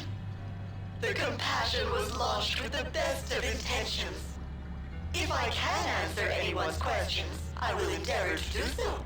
Captain Kirk, you don't mind if I ask a question, do you? You'll get your turn, Klingon. Just hold your horses. Other things come first. Wow. Kirk. Be my guest, Captain. Ask away. You'll get your turn. Come on, Klingon. he Just helped be my us. guest, Captain. Ask away. That you give me first place to speak is a mark of honor, Captain Kirk, and does not pass unnoticed, particularly in light of the urgency of your own questions. Hayes, this ship passed through the heart of Klingon space. We were not even aware of it until it was nearly out of our territory. We backtracked it and found it must have closely approached places we find sensitive. We expect assurances that data you may have collected there will not reach the hands of those who mean us harm. We seek proof. We expect you to download your entire memory into our ship's computers, that we may search it for data you have no right to. Thereby would you not acquire data to which you have no right? My aide speaks too strongly. While it is true we are interested in the knowledge and technology you possess, technology to pass through our empire undetected, knowledge of how to twist space back upon itself. For that data, we will treat with you as one civilized people with another. But it is a justified request that we ask you to destroy all data dealing with anything you learn within our borders. Had I any data, I would agree to seal it. However, as you should have deduced, I have none. Until my sensory systems were repaired, my ability to receive and process data was severely impaired, especially in regard to external data updates. Based on my present reanalysis of nearby space, I would speculate that my only data on your present sphere of influence would be as that area of space existed a very long time ago indeed. That is information for us to know, not you. Erase it. Silence! Hayes, we would welcome access to that information, but on the same basis as we would bargain with you for technological data. We have more to offer with you, I believe, than the Federation represented by these others. Klingon Kong Parhak, Nesroe Hatkla. So web kordo. So guk yosh. Dua mohok. Berde not lach. Phase, do not be hasty making that decision. I lack sufficient data to make any assessment. I can give no answer at this time. The primary reason we came aboard was to find a way to stop you from landing on top of our colony on Atopus, which would certainly kill thousands of our people. Now that your external senses are functional, have you altered your plans about where you intend to put the ship down? It's funny. All of a sudden, they started speaking Klingon. I'm like, wah! How did your systems become damaged? I'm curious about what your builders really had in mind, shipping off all these people off-planet. There seems to have been some shadier agenda. The eugenics wars of our own past produced some of the ugliest abuses in human history, and notorious characters like Khan Noonien Singh, whose name still resounds with infamy. How is this ship you call the Compassion justified? I'd be interested to learn more about those who built this ship. Their achievements certainly seem erratic in sophistication, but much of it goes beyond even what we are capable of accomplishing today. For example, the Paralance medium for recording computer data is something we are only now beginning to explore. I think there's much to be learned from these people. That's all for now, FaZe. I assume we can talk to you if we have more questions. Yeah, well, so no. The primary reason we came aboard was This to is find a way to stop the you one from we should landing on top go of our first. colony on Yeah, Atlas, God! which would certainly kill thousands of our people. No, Captain Kirk. I will certainly not set the Compassion down in a populated area, now that I can see it is there. I am at present in communication with the planetary authorities, and they are directing me to a stationary orbit until further arrangements can be made for my wards. Then are there other questions? Is the ship still set to land on Atopus colony? How did your systems become damaged? I am sorry I cannot explain this at this time. I do not even know if it is explicable, but I will search my memory for an answer for you. Then are there other questions? Is the ship still set to please clarify the anomalies we have perceived while... I'm curious about what your builders really... I have no information about your eugenics wars, but a fundamental social philosophy of the builders was that civilized people of goodwill would tolerate and value variability as a sign of cultural and social health. That a civilization will be judged by its tolerance of disparate ideas, by how it treats those who cannot How relevant to protect right now. themselves, be they very young, very old, or otherwise challenged. By the measure of altruism extended to those less powerful, even when rightfully in possession of something desired. A central aspect of Vulcan philosophy is embodied in the Idic. Infinite diversity in infinite combinations. In infinite combinations. It would seem the builders pursued similar high ideals. High ideals, perhaps, but that does not explain why these people are in space phase. More than this I cannot explain. However, you can locate additional library data under the heading Compassion. Oh, I haven't made it available. I should have done that immediately. I can't imagine why I didn't think of it. Wow. Fascinating, Captain. That instance of forgetfulness makes it possible to speculate that the phase is not wholly restored after all. Then are there other questions? Is the ship still set to land on Atopus colony? Yeah, it's funny how this game was made over 30 years ago, and we're still learning things.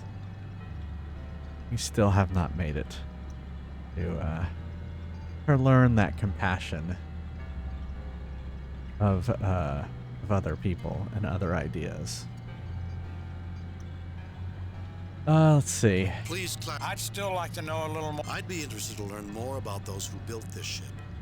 My best recommendation is to examine the library records under Builders or Technology. There is more data than I can easily explain. Then are there other questions? Is the ship still set to land on Atopus? Please. I would still like to learn more about these people. That's all for now, FaZe. I assume we can talk to you if we have more questions. I will do my best, Captain. Although intelligent entities often find that there are more questions than answers. Alright, so here, let's use this. This palm-sized lens glitters like iridescent crystal. Uhura, doesn't this remind you of... Yes, Captain. This appears to be an intact paralens.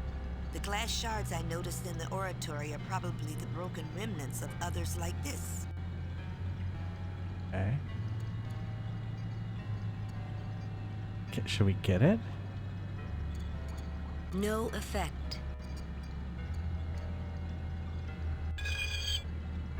The crystalline lens feels cool and surprisingly heavy, with smoothly polished edges. Nothing happens. Here, so let's look at it again. This seems pointless. What? I can't even look at it? What's this then? A somewhat small greenish-blue blanket. Where did that blanket come from? This seems pointless. Why can't I look at it? Alright, what if I used this on this?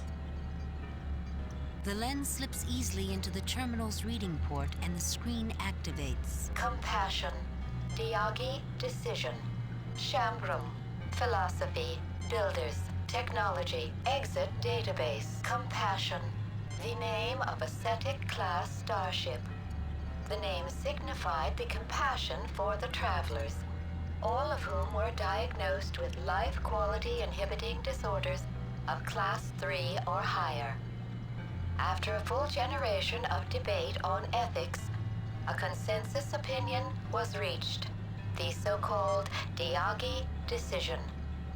Final planned destination of the Compassion was a return to Shambrum in 4 generations. Compassion, Diagi decision, a landmark of planet-wide consensus. The first of such sweeping effect in the history of Shambrum after the failure of the individual nation-state and the rise of pan-world participation in self-rulership. All individuals suffering at class 3 or higher were sent on extended extrasolar transshipment to await research into these conditions and their treatment. Now, just 1 minute, Phase. Are you listening? You keep saying you can't remember or you lack data or what have you. Even the library data seems vague, incomplete, and contradictory. If you don't know, then who does? Good question. Forgive the pause. I had to think long and hard to discover if you had correctly passed this final test. You correctly identify the heart of the matter. Let me introduce you to my builders. Oh, hello. This is madness. Phase, what is this? You seem a violent people. Captain, our phasers. They're gone. Despite our misgivings, you have shown yourselves to be the representatives of spacefaring peoples we, the Brassica, would most trust to make first contact with. The contest has been in progress for some time, situations in which your true colors have been explored. The invitation has been made. You may return to your ship if you prefer, or you may step through whenever you are ready. Then, the final round begins. I think you have it right, Captain Clark. This is madness, Jim. I think, Bones, it's Shakespeare who had it right. Though this be madness, yet there is a method in it. I agree with the sentiment, Captain Kirk. There is something more going on here, far deeper than first appearances have suggested. I imagine you will accept the invitation. I will certainly choose to go, whether you do or not. I believe the invitation is extended to all. I will not permit that, Captain Clark. I will take all methods to prevent you. I will not go. It is certainly a Federation trick. You begin to sound like Tusken in the other room. Get a grip of yourself and act like an officer. Alright, let's save. Save new game. Replace delete previous. Save new game. Alright.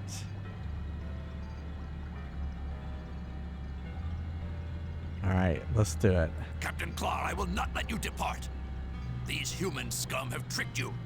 If I have to beat up all of you, I will. You, Vulcan, you understand orders. Help me knock out my mad captain, and I will take him away and out of your hair. No. Here, we will use the Vulcan on... Oh!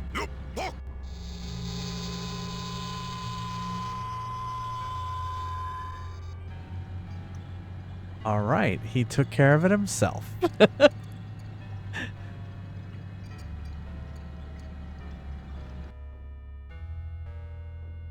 Mr. Scott, they've disappeared off the sensors. What do you mean, laddie? They've just punished.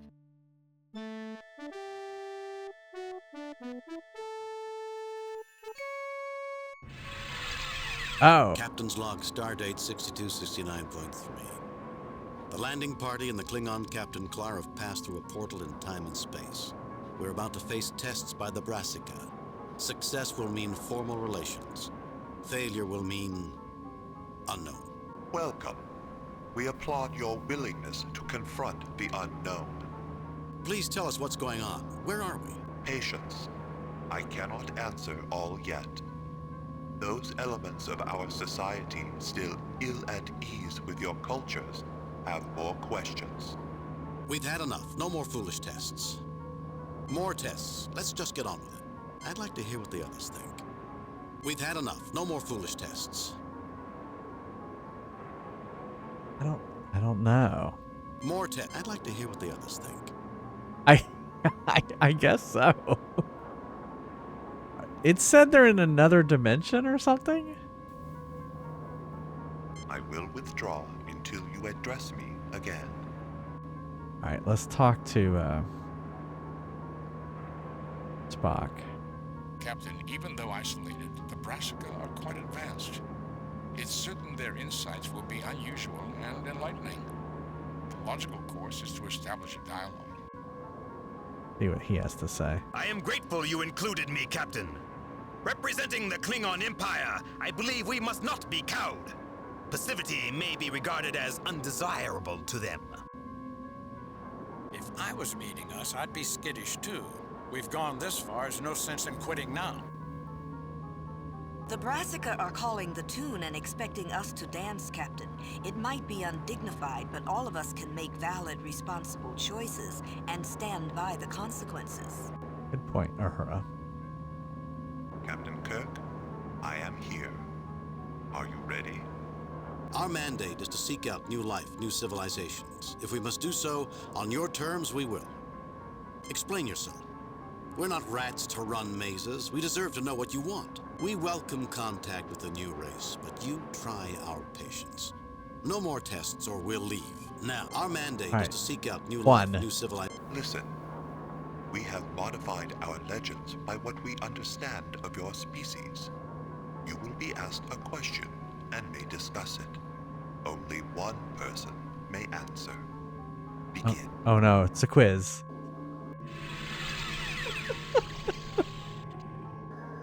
I make the first query. It is that question posed to the heroic companions we call the Gerund. Answer this. Who among you may go to the greatest pains in the pursuit of life? You may talk. I will withdraw until you choose to speak with me. Remember, only one of you may reply. Ah. I believe I'm the obvious answer to this question. I'm a ship's captain. 430 lives depend on me, on my every decision. Our mission is, in part, to seek out new life, new civilizations, so it comes down to me. Am I any different? Does not my crew live or die on my decisions? I explore space for the Klingon Empire! The starship captain stands as representative of the United Federation of Planets. Many races, whose goals and visions for the future are pursued together. Who shoulders the greater weight, Captain Klar? No one has ever accused you of modesty, Kirk. See it as you will. You, surrounded by your fellow humans and officers, or me, the sole representative of my empire. I may not be Vulcan, but I'm the logical choice. Who goes through more pains in pursuit of life than a doctor? Good point. The Brassican's question is not, properly speaking, a riddle.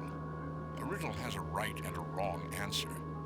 This is more philosophical, with many possible answers. Then how can we possibly answer correctly, Spock? Or can we? One answer will seem more satisfactory than all others, Captain. At least we can eliminate you, Spock, from this horse race.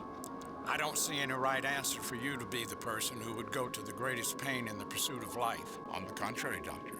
Respect for all living things is fundamental to Vulcan philosophy. A rigorous adherence, unlike humans' variable justifications. You aren't suggesting, Spock, that you're the right choice. I believe I may be, Doctor. The Brassicans may agree. Yes, they're in the Cone universe. The Conehead universe. Gentlemen, I think you may be overlooking a fundamental difference between me and everyone else here. I am the only female, the only one capable of bringing forth new life. That qualifies me as the one among us who might go to the greatest pains in the pursuit of life. Jim, it's evident that each of us believes we're the right choice. I'm reasonably sure I'm the person they have in mind. But I can see everyone can make a case for themselves. As indeed we have, Doctor. I fail to see how further discussion will alter the situation. Either you must come to some decision, weighing the strength of individual opinions, or I get some hints out of our green host. Self-sacrifice. Oh, Cobra. Good one. We have our answer. Are you ready to hear it? All right, let's see what else. We have questions to ask. We have our answer. All right, we let's have questions. let's ask some questions. Very well. Ask. What consequences result from an incorrect answer? Oh, that's a good question. What if I were to declare that there's not one right answer, but many? Ooh. Would you please repeat the question? We can't answer because we don't know enough about your species. Tell us about yourselves. If we understand more, we can answer. What consequences result from an what if I were to declare that there's not one right answer, but many? Would you please repeat the question? Let's hear the question again. Certainly, Captain. The question I asked was, who among you may go to the greatest pains in the pursuit of life? Is there anything else? I think it's a We her. have our answer. Are you ready to hear it? We have questions to ask. I'd like more time, Brassican. We have questions to ask. Very well. Ask. What consequences... What if I were to declare that there's not one right answer, but... There is just one answer we would consider wholly correct, Captain Kirk. In reality, you expect us to answer two questions. What we think is right, and what you think is right. We're ready with our answer. In reality, you expect us to answer two questions. We're ready with our answer. All right, we're going to go with Uhura. Well... In reality, you expect us to answer two questions. Let's do this one. What we think is right, and what consequences result from an incorrect answer. You are clearly... What consequences result? You are clearly a race who values fairness. Shouldn't we have more information before we try to answer? Very well. No. It was agreed they shouldn't be given special assistance. Their complaint is valid. Different species think differently. A hint seems appropriate. They must show the faculties to think through problems. Well, Captain, are you positive you want a hint? Yes, get on with it. No, don't bother. We'll give... Yes, get on with it. Captain Kirk, among our species, quality is often valued over quantity. We laud the contribution of the individual, even potential contribution by one who is gifted, over the united actions of many. You call that a hint? Let me think some more. No, I think that tells us what we need to know. We are ready now. Oh, man.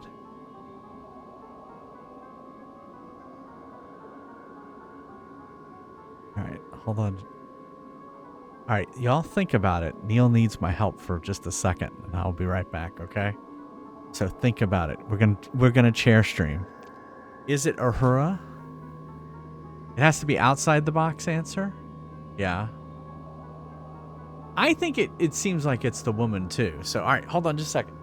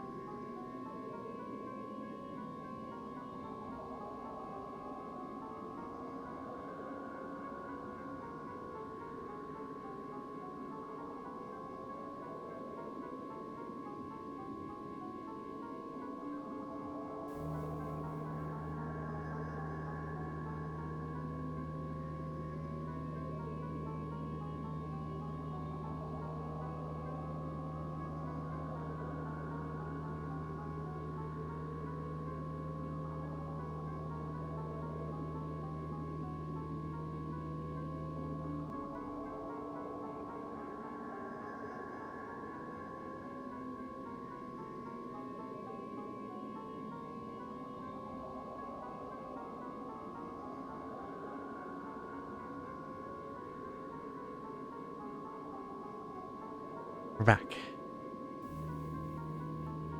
Ah. All right, so you want to let's try the woman then. All right. All right. Let the one who would answer be the next one to talk.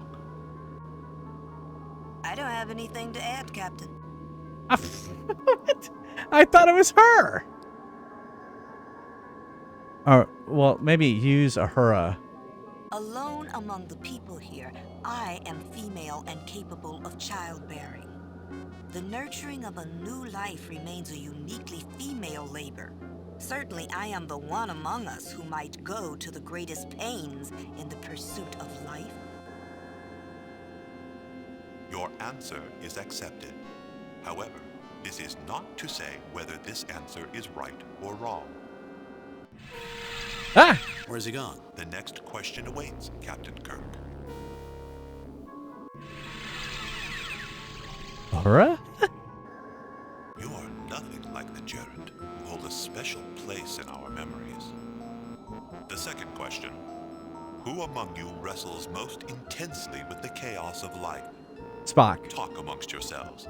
I will answer questions if I can. In the end, only one may reply. All right, so I think it's Spock because he's always wrestled with his emotions and always wrestled with. You say McCoy. Why would you say McCoy? Here, well, let's talk to McCoy and see what he says. Jim, I can't help feeling this question is directed at me. I can't explain exactly. Let me think about it a bit. Okay, Spock. As with the previous question, this is a question of judgment, Captain. Meaning there's no right or wrong answer. I suspect the Brassica would disagree with you, Captain. There is likely a specific answer they expect. I can only speculate. And? Each of us can best make his or her own case. As science officer, I believe myself likely. It is the very heart of science to attempt to comprehend the fundamentally chaotic nature of the universe. Chaotic? If the universe wasn't ordered, we couldn't make sense of it, Spock. As you are certainly aware, Doctor, chaos defines the very nature of patterns. However, this does not mean random. Well, that may be. On the other hand, I would be the last person to say a Vulcan wrestles with any concept. And don't you raise your eyebrow at me, Spock. Could be. Let me explain. I believe I am the appropriate answer to this question because of my position as captain of the Enterprise. Oh a my captain God, sailing Kirk. the emptiness of space. Lives that rely on your every word. I thought that too, Kirk. It is not sufficient. I disagree, Clar. Without a strong hand at the tiller, shipboard life would dissolve into chaos. Those demands make me the best answer. It's obvious you have never spent time among Klingons, Kirk. The life of the warrior is the struggle between control and chaos. Clearly, the Brassica know more of us than you, and I am certainly the one intended to answer. Just give me a minute. You broke my train of thought. We are ready with our answer now. We have questions. We are ready with our answer now. We have questions. Very well. Ask. What have you done with Lieutenant Uhura? I demand an explanation. Would you define some of the words you're using to give us a better idea what point you're We've answered one question. We're trying to meet you halfway. Will you tell us something about your people now? With questions like we've had, any two people can come up with a different answer. How do you judge which is right and which is wrong? Please repeat the original question. Certainly. The question I asked was, who among you wrestles most intensely with the chaos of life? Ah. Is that all? I see why you're saying doctor now. We have questions. Very well. Ask. What have you done with Lieutenant Uhura? I demand an explanation. We will not discuss this. Then this encounter is over. You've given me no reason to trust you. I won't sit by and let you spirit my people away. I don't like it, but I'll take it, for now. Then this encounter... I don't like it, but I'll take it, for now. I'll expect an explanation before this is over. We are ready with our answer now. I want to question you further. Would you define some of the words you're using to give us a better idea what point you're trying to make? We've answered one question. We're trying to meet you halfway. Would you... We are ready with our answer now. All right, let's just answer. Let the one who would answer be the next to And the speak. last one was kind of literal, too. I am a physician. I am the one who cares for life and health of hundreds aboard the Enterprise. The patterns of chaos are the patterns of life and death, and every day of my professional life is focused on balancing those patterns towards sustaining the quality of life. I am the one among us who struggles most intensely with the chaos of life. Your answer is accepted, Dr. McCoy. However, this is not to say whether this answer is right or wrong in our sight. You expect me to stand by while my people keep disappearing? The next question awaits, Captain Kirk.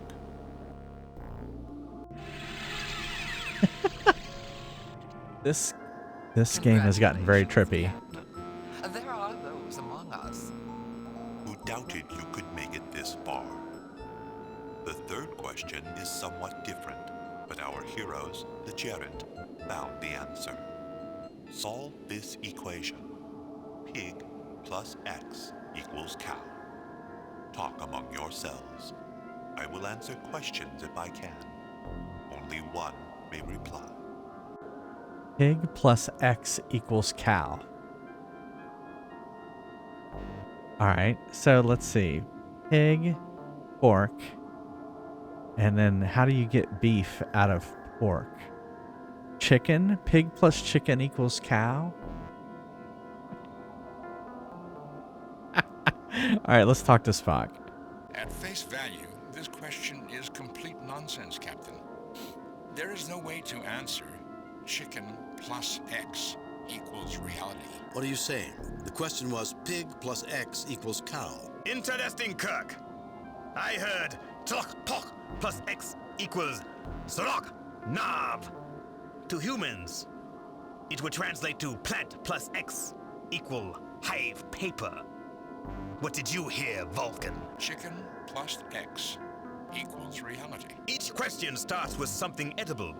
Pigs and chickens are farm stock, are they not? Many elements of Federation society do not consume animal flesh, Captain Clara. In principle, however, you are correct. But I believe the answer is, there is no logical answer. I don't think so, Spock. But I don't like yours either, Clar. Where's the relationship between a cow, hive paper, and reality? Difficult, I admit, Kirk. But they must be connected. I'm not impressed, Clar. The Brassica addressed me first. I think we need to answer pig plus X equals cow. You try my patience, Kirk. There's a pattern and an answer. A tlok pok grows a flower that ka-cha insects visit, and ka-cha make nectar and hive paper. So flour would work. And what does that do for my question? Or Spock's? Your officer was asked to solve chicken plus X equal reality. The philosophers of Bolare 7 maintain a celestial bird something like a chicken laid an egg from which the universe hatched. The idea of reality began as something egg-shaped, was an early theory of Klingon cosmologists. You're stretching, Clar. It all fits. The tlok pok flower is egg-shaped. Therefore, I believe egg is correct for all equations. Kirk, in a barter society, might not a cow be worth, say, a pig with a clutch of eggs thrown in? Clar, I come from a farm on Earth in a state called Iowa. Your solution makes some sense, but so would pig plus crate of apples equal cow. It's something else. If I may, based on the evidence, I remain convinced there is no answer. A time will come when we must answer. I'm willing to let either of you answer. The Brassica will allow only one to answer. Lemon Square, I don't know, it's gotten weird. We're sitting on planets talking to alien people. I kind of like the Klingon. I was like, man, the Klingon is putting shit together here. All right, we're going to have the Klingon answer.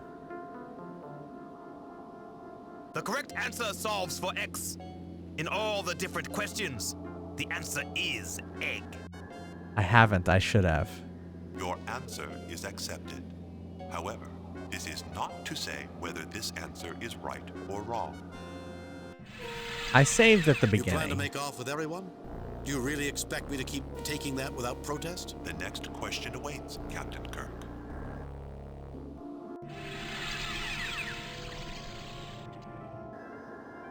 astonished that an alien like you has muddled your way this far. It is a great honor that we share the Riddle Master's questions to the gerund. The last question. Answer this. There are two present. Only one may go. Why should you be the one to leave this place alive? Discuss this. I will answer questions if I can and will. You might want to discuss this with me to explore your options. Well, Captain Kirk, no one should answer it. All right, let's save. Save new game. Replay delete previous game. Save new game.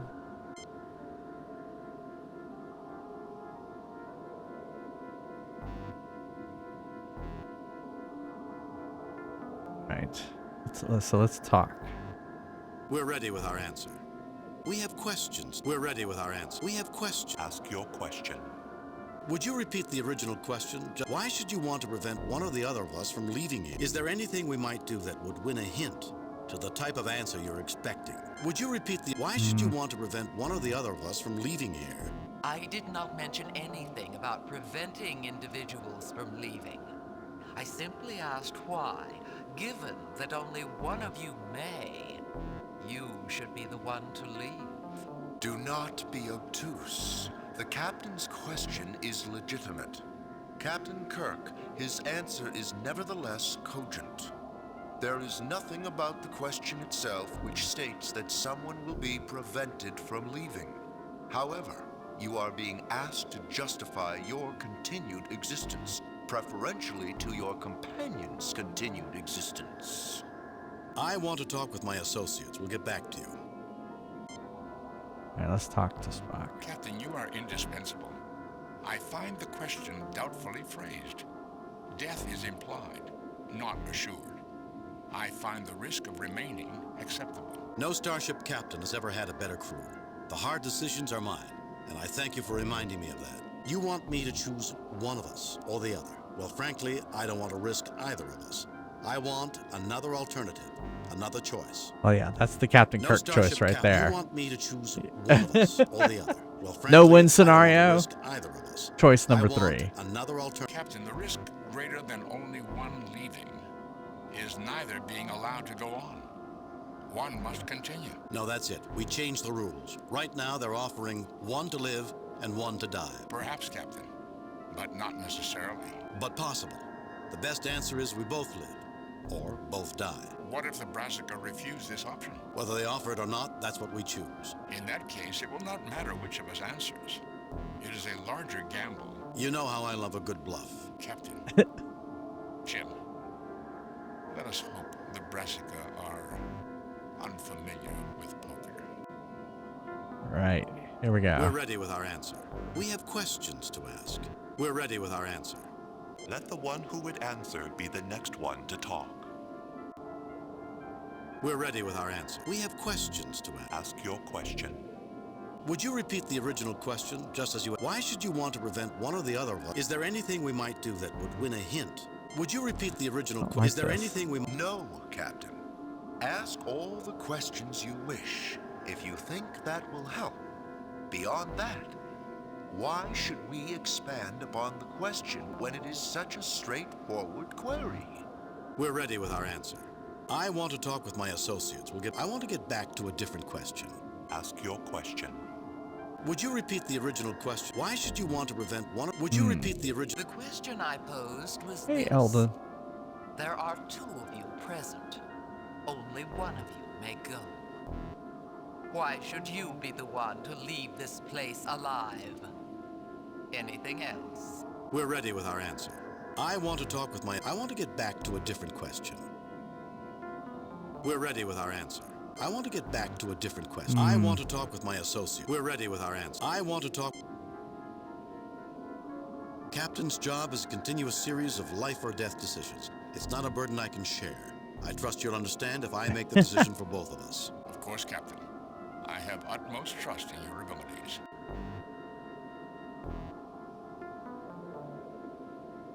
Captain Kirk is the one person here who is indispensable to the mission we both pursue. to seek out alien life and to meet with alien races.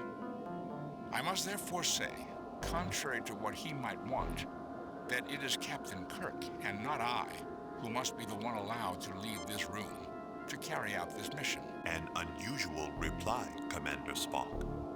The one who speaks might have been interpreted to be the one who justifies his continuation. Therefore, I must ask you, Captain Kirk, if you accept Commander Spock's answer. Are you the one who is to leave this room according to our question? It pains me enormously to forsake any member of my crew, but I agree with Spock. If only one of us proceeds, then it has to be me. No, actually, I believe Mr. Spock is the better man to carry on from here. My decision as captain is that he should do so. I don't like your questions, and I don't like you. This is a choice that is no choice. To perhaps let my crewmen die so I might live and carry on, there must be some other alternative. It pains me enormously. I don't like your questions, and I don't like you. I don't like you. That's the one I don't like about this answer. Perhaps let my crewmen die so I might live and carry on. Captain Kirk, you have stepped forward to make your choice, and that choice is very simple. I proceed from this room alone. Mr. Spock, maybe we both proceed from this room, or neither of us does. There is no such option offered. What exactly do you mean by choosing in this way? That perhaps you should both die? No, Brassican, it means we're changing the rules. You want one to remain, perhaps to die, and one to go on? We refuse to play that game. You want to meet with us as much as we wish to meet with you, so take us both through, or let us both remain in this surreal purgatory forever. Take it or leave it. You have confounded me, Captain Kirk. I did not believe you would make such a choice. But I declared all along that this race had the qualities we sought. The understanding of both leadership and sacrifice. Captain Kirk, you have achieved all that I, at least, had hoped of you. It is time for us to greet you face to face. Ah! Greetings, Captain Kirk, and welcome to your species. Your Federation starships will be welcome here on any peaceful mission. I am pleased to meet you face to face as well. However, I want my crew back. Of course, Captain. You're all right, all of you? You were treated well? Had a little trouble getting used to the way each other looked, but other than that, just fine, Jim. But they couldn't be sure we would have passed all their tests. Brassican, how do you explain that? Some of us could not restrain our desire to learn. It seemed worth the risk, and has proved so. Yeah, Scorpio. I believe the Federation and the Brassica will have a long and fascinating future together. Although my associate, Septhi, has great misgivings about breaking our isolation, others of us have high hopes. You are star-eyed, you imagine that no difficulties lie ahead. However, all conditions have been met, and so I also welcome you, Captain Kirk. Thank you. Septhi, is it? Yes, and our moderator, leader to you, is Zenti. Zenti, Aha, and Septhi.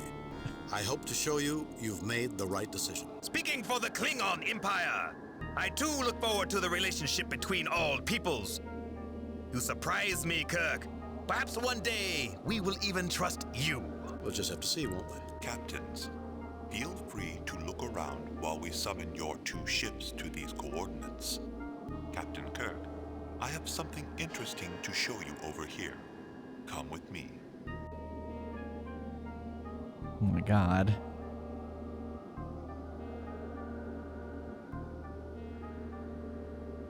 Okay.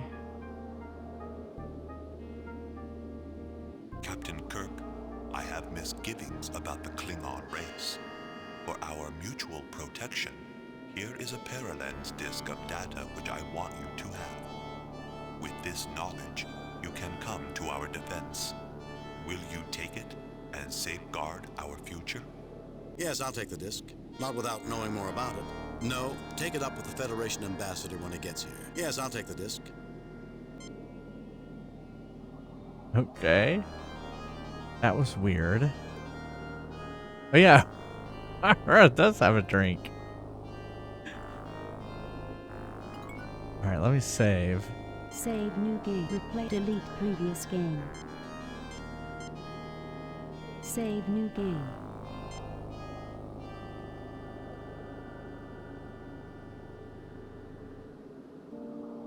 I'm trying to decide. There has to be more here, right? Let me see how much more. Although this game is kind of weird.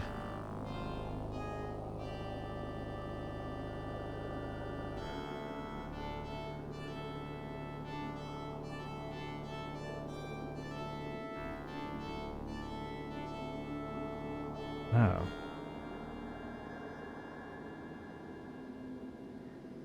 Yes, let me talk. I trust you will fulfill your promise, Captain Kirk, and use that paralens wisely. Okay, let me look at it. A paralens contains data and may be examined by a reader console. Okay.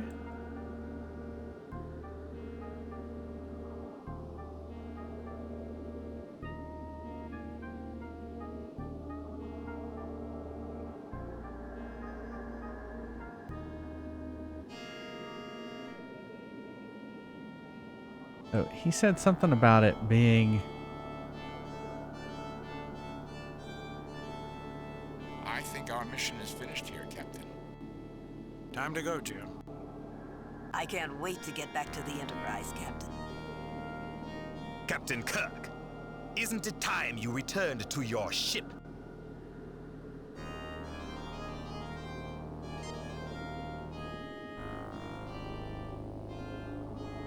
What's this, Kirk? It looks like a paralens. Zente, what do you know about this? Captain Kirk, is it your intention to turn over that data to Captain Clark? Yes, in the name of the trust and cooperation, Captain Clark, the data disk belongs in your hands. Not only to show it, Captain Clark, do you have anything to share as a result of seeing this? Yes, in the name of the trust and cooperation, Captain Clark, the data disk belongs in... Not only to show it, Yes, in the name of the trust... What is it exactly? You might want to reconsider, Captain Kirk. What if I substituted a scan of Federation space and told you it was a scan of Klingon space? These aliens gave you a scan of our sovereign territory, Kirk? I demand you give that to me! If it is a scan of Federation territory, Captain Kirk, you will be branded a traitor if you hand it over. A difficult quandary, is it not? And the last Brassican test, is it not, Zinti? Even if you had a reader console to examine that paralens, which of you would read it? So we will not provide it. If you believe that makes this the last of our tests, that's what I was thinking. This disk contains data which could bring about war. It must be destroyed. Clar, you have shown a level of honor I never expected. It's true. The paralens. If it's a scan of Federation space, I trust you to see it destroyed. Clar, if this is a scan of Klingon space, you have my word, it will be destroyed. No, he won't accept that. Clar, you have shown... Trust brings trust, Kirk. I was given this. They told me it was a scan of Federation space, and I had not decided what to do with it. Now I know. Aren't you hasty, Klingon? What if that data was really the best examples of our technologies? Why would we offer the knowledge twice? If it's scans of the sovereign space, then no one should have them. If it's research data, that certainly isn't your only record of it. We will show you we can be trusted. You have won our respect, Captain. Both of you. Those discs were blank and no scans existed. This was truly... It was a test! Test. It was a trap! I am greatly reassured about our intersecting futures.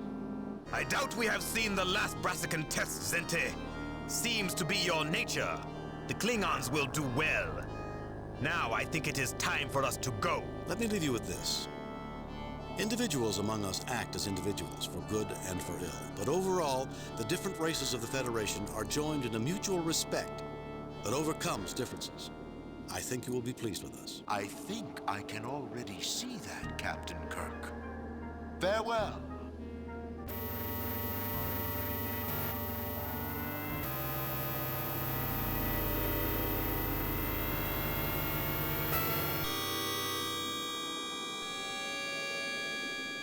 Captain's log, stardate 6270.5. We have succeeded in making formal contact with the Brassica. We look forward to a long and productive relationship with them. So, Lieutenant, you turned down the Brassica's offer to become the Federation official ambassador. Not in my job description, Captain.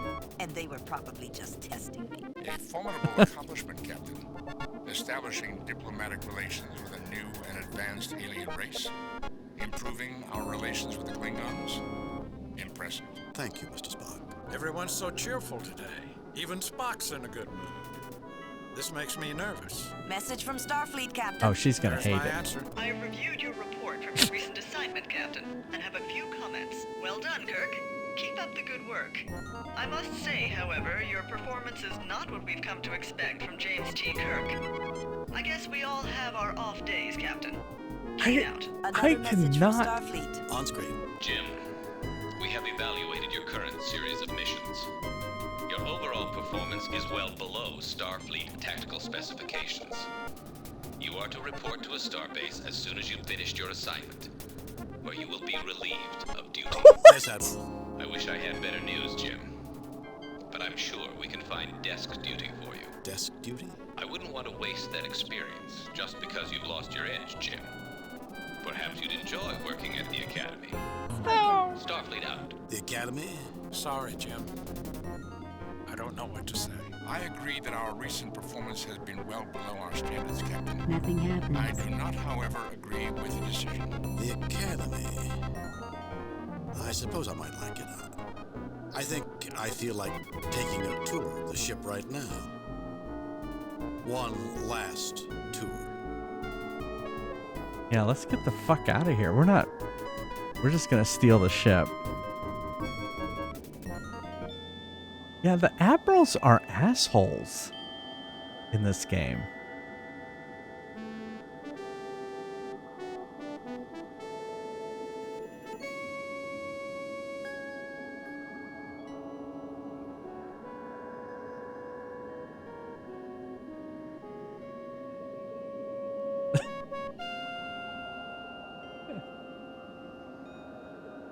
Yeah. I mean, come on. I know I guess I think what happened is you get a score for each of the missions, and my score wasn't very good for some reason. I don't know why my score wasn't all that great. But yeah. We finished it. Yeah. And you got a crap ending? Yeah, they relieved me of duty, Neil. Wow. Yeah. They said, you're going to go teach at the academy, which why would you relieve someone of duty and then send them to the academy? They understand it conceptually, but cannot execute. Yeah. Yeah, exactly.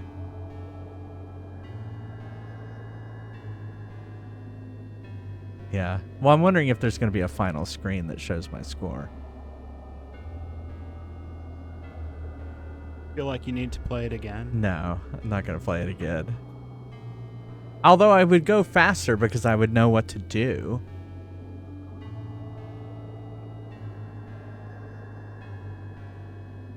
Well, you know how, like, some people want to see all the endings or whatever. Yeah, no, it's okay. But I don't even know if there are different endings. Yeah, I don't know either. Well, we're kind of going through space now. I don't know what's going on here.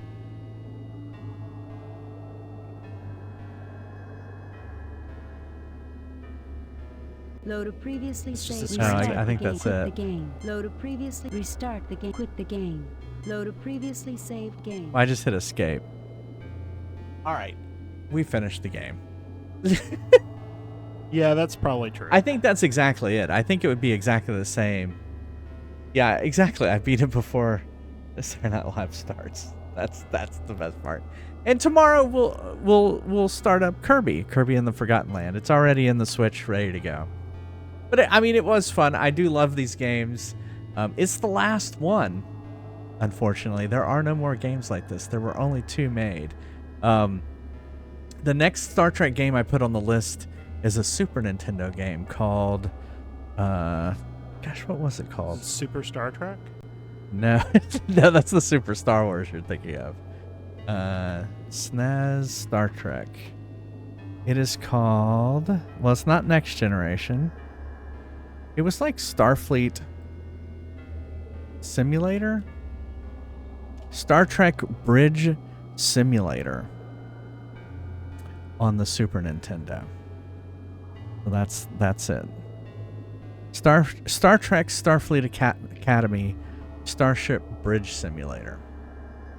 So, no, not the DS9 one. I actually have the DS9 one back on the shelf. I saw it in a store and I picked it up. And it is not on my list, even though I actually have it. So what I did was I went through like various articles of what the best Star Trek games are, and I put them on the list. And these 2 were on them. And so there are a lot of bad Star Trek games out there. And so I didn't want to like subject us to bad Star Trek games. So I picked the better ones. So, and started from the beginning, as I always do. Anyway, thank you again, everyone, for being here. I normally stream every Monday, Wednesday, Friday, and Sunday at 9:30 p.m. Eastern, and on Saturdays at 3 p.m. Eastern.